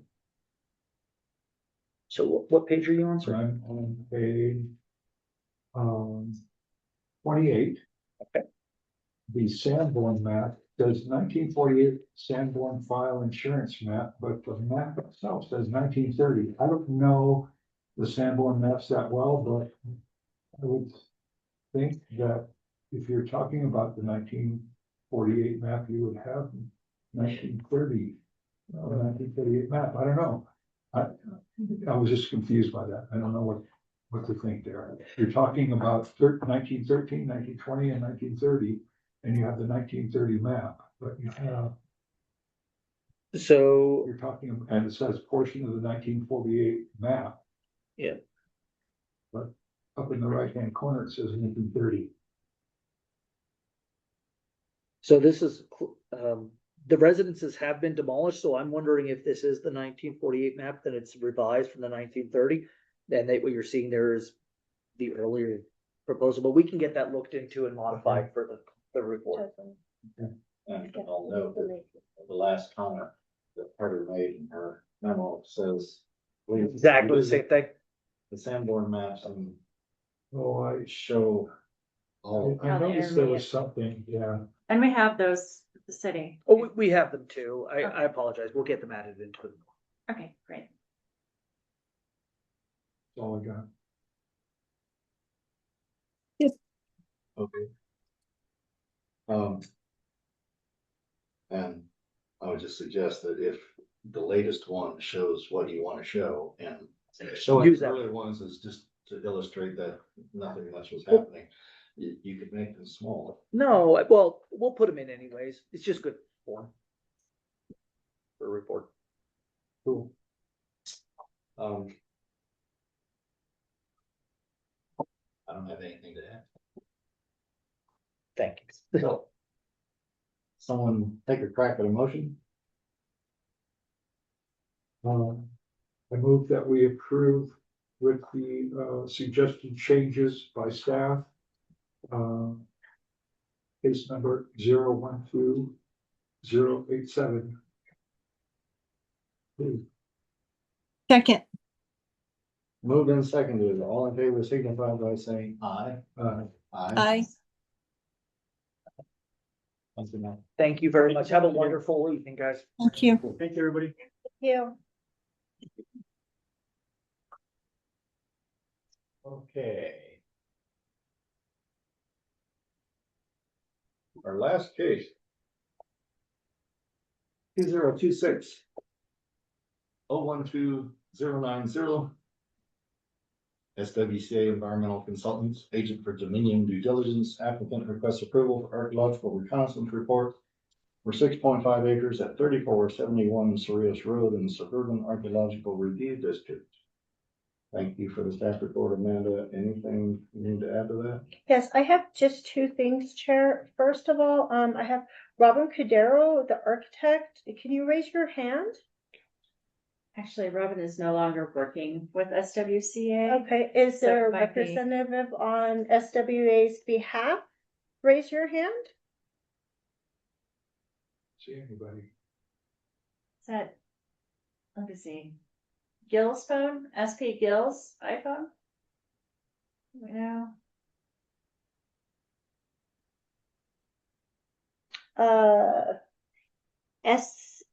Spiegel's iPhone, do you want to unmute yourself? Are you on behalf of the applicant? Chair, I do not have anyone shown for this applicant. I wish to possibly move it to a future, the next hearing, if possible.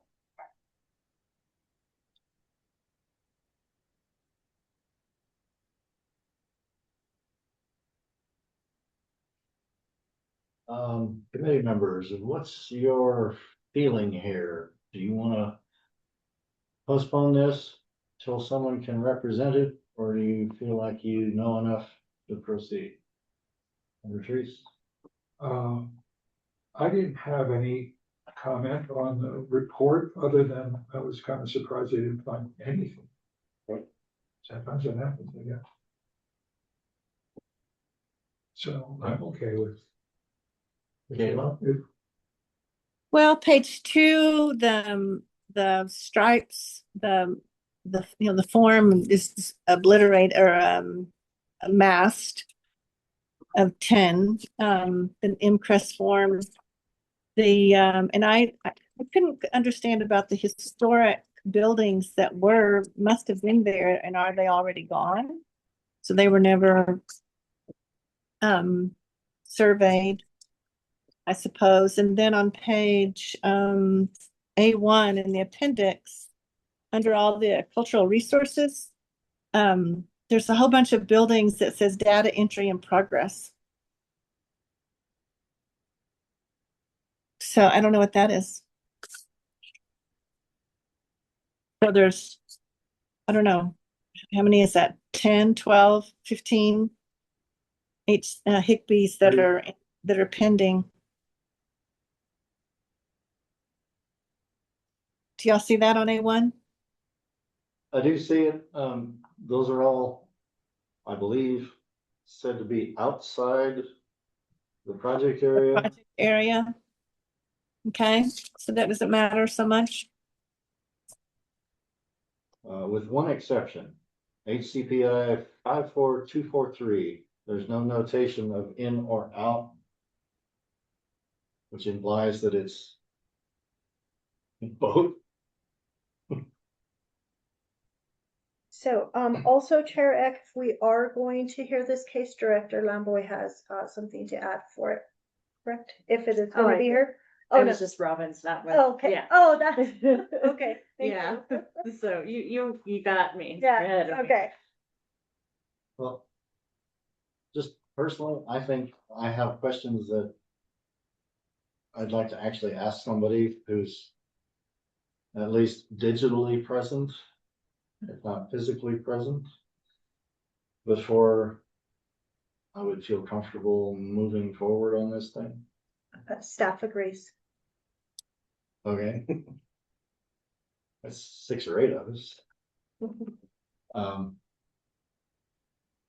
So again, it's your pleasure, folks. Do you want to postpone or do you want to forge ahead?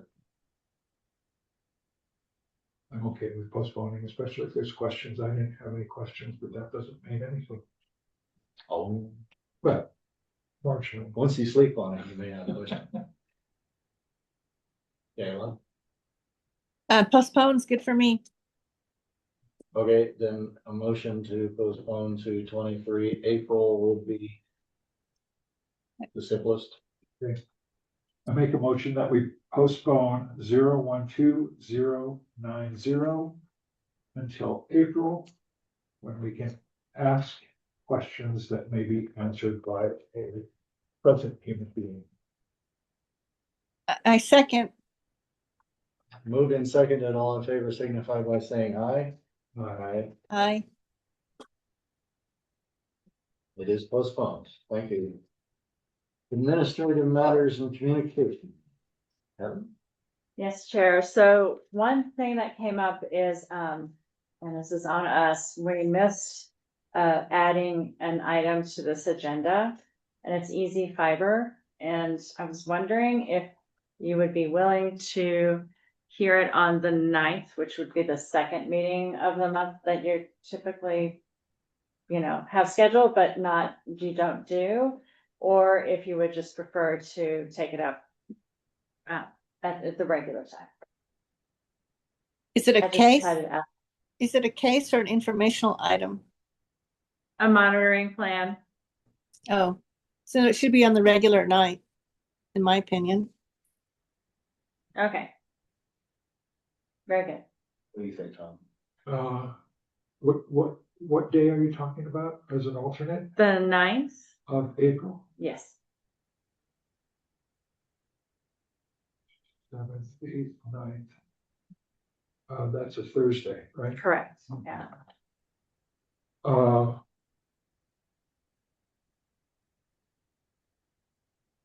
I am open to either option.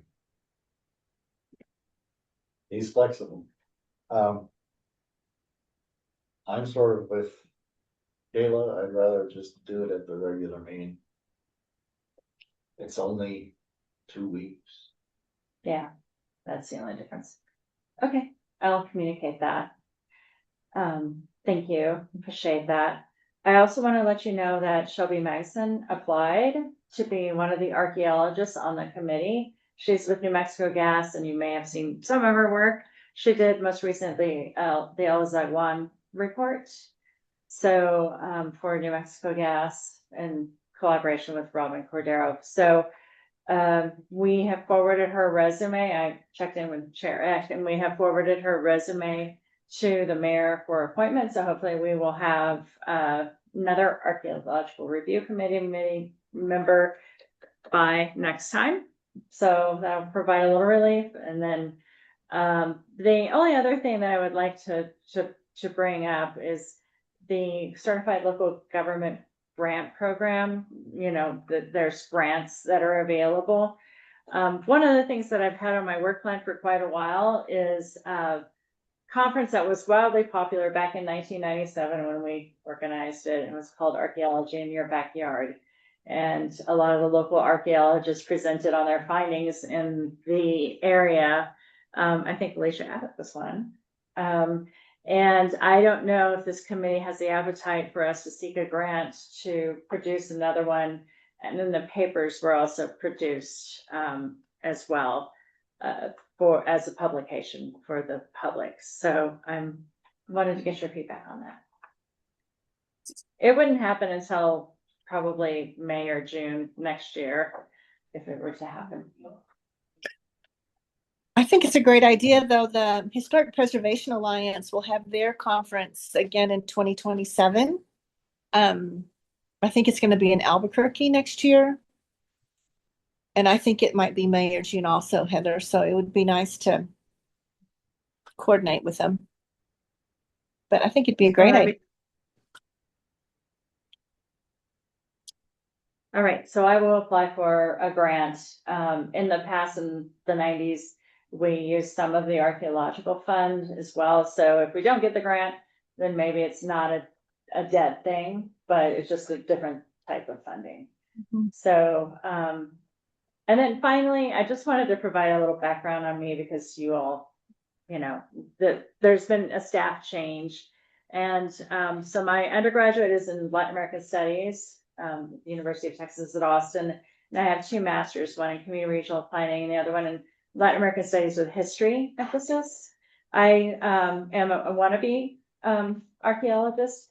I took an elective in my undergraduate with Dr. Linda Shealy.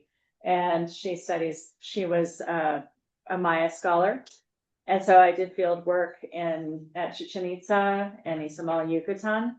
And, you know, I've also done field work at Xochicalco and the like. So most of my experience is in Mesoamerica, but I take seriously this committee and I will be more diligent about getting these reports read in time. So that's it. Thank you.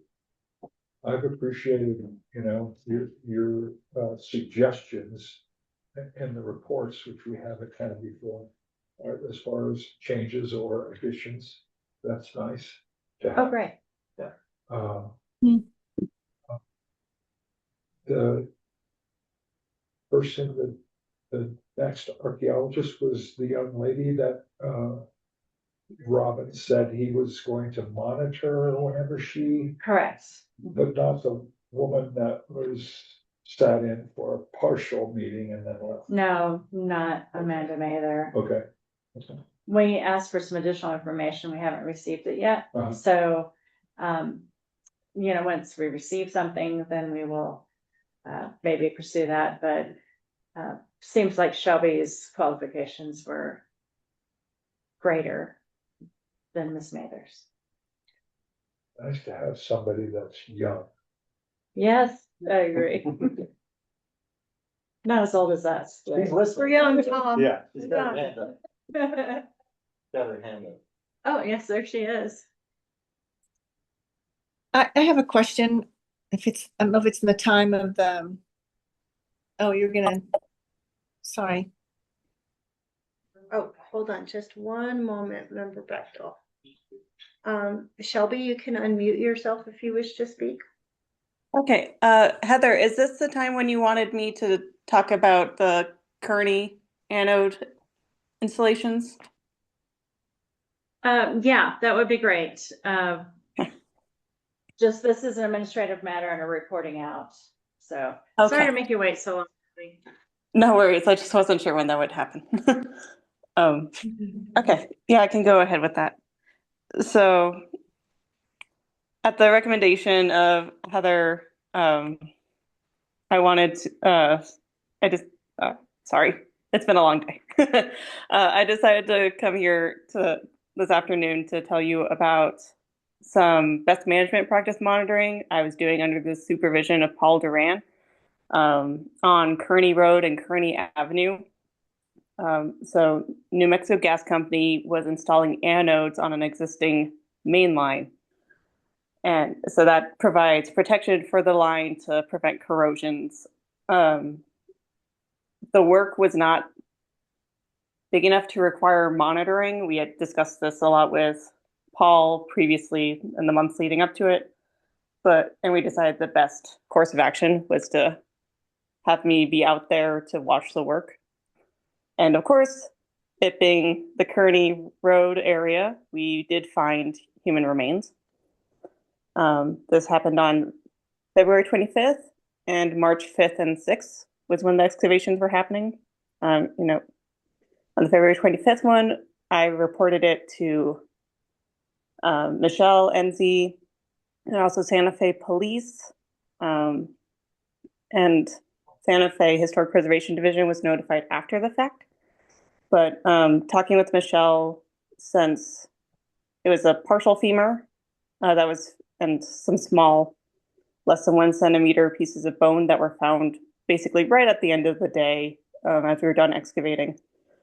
It was decided that, I would clean up the area so the crews didn't have to dig anymore. It was like less than an inch that was excavated and screened. And then they installed the anodes and everything was reburied under the line. And then the other burials were even more partial on Kearney Avenue for another anode. It was a partial tibia and then some other small fragments. Yeah. And that one though was associated with quite a few coffin nails. Those are found much earlier in the excavation, so the rest of that was hand dug not with the bulldozer, but with the shovels, and everything was screened after finding the bones.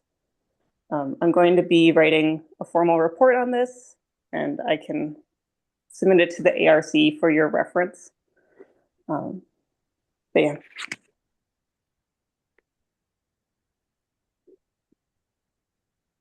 Thank you, Shelby. Yes, a report for reference and HPD's files would be wonderful. I think often these things disappear into the state, and people who need to know sometimes don't know. So it would be very helpful if you did exactly as you said, as long as that is allowable on all sides of this issue. I can't speak for HPD. They obviously have jurisdiction on the human remains and may have an opinion as to sharing reports.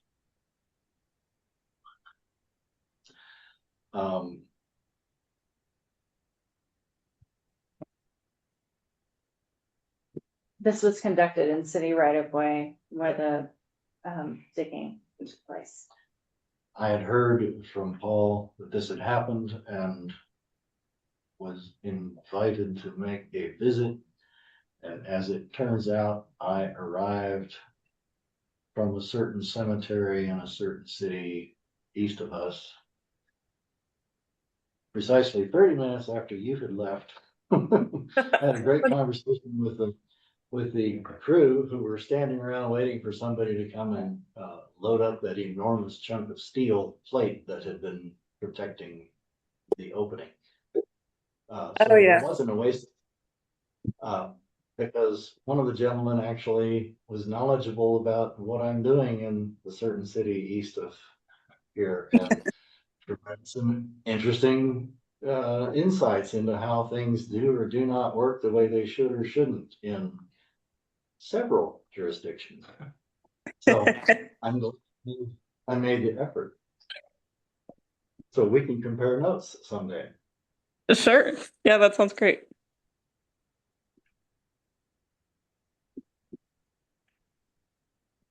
If that's all, we'll move on to matters from the committee. Gayla, anything you need to bring up? There are two things. One is I will find a way to get my Bruns Army Hospital documents to you and to the city. And also I was wondering about the LiDAR that we paid for. We said we'd pay for adjacent to the George O'Keeffe Museum. If that's ever happened, did that ever happen? Chair Member Bechtel, it hasn't happened yet. Procurement processes have been going back and forth. It's like, no, we don't need 3 quotes. No. So fortunately, just last night, I mean, this is like the part of bureaucracy that drives me nuts. But last night there was a bill that was introduced and approved by the city council where we have 1 quote for something like this, we can do a contract. So since that was approved last night, I'm going to be moving forward because we have the quote already. So, but I'm sorry for the delay. It's been a lot of back and forth with procurement. Thank you. Would it be fair to say that when the ducks are in a row, it will arrive here for our consideration as to whether or not we think we should spend the archaeological fund monies to support such things? I think we already voted yes on it, didn't we? Yes, we did. That y'all did approve the quote.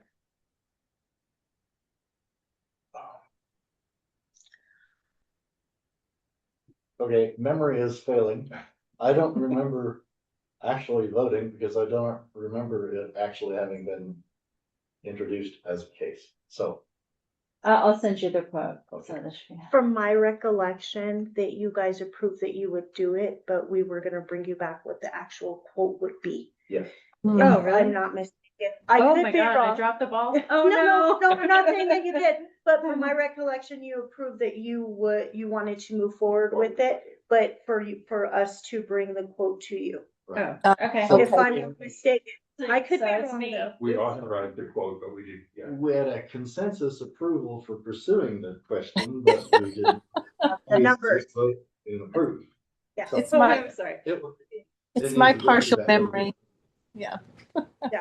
I think I'm- we'll just get the minutes. Yeah. I'll get that to you. In that one. Thank you. Number three. I don't have anything. I'm excited to have another member. But it seems kind of small. It would be nice to be bigger.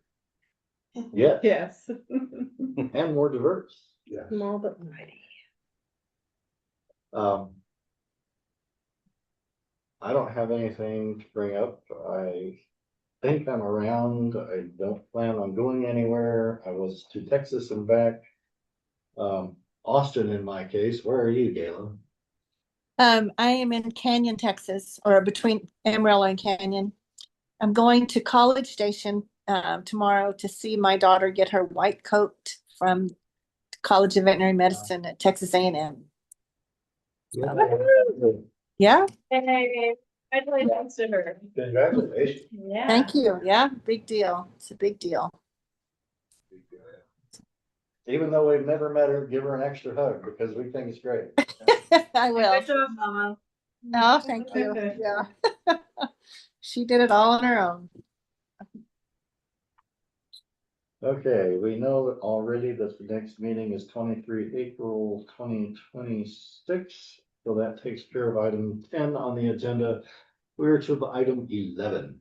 I move we adjourn until Second. April 23rd. Moved and seconded. All in favor signify by saying aye. Aye. Aye. Thanks, you guys. We are adjourned. See you later. Thank you. Bye-bye. Bye.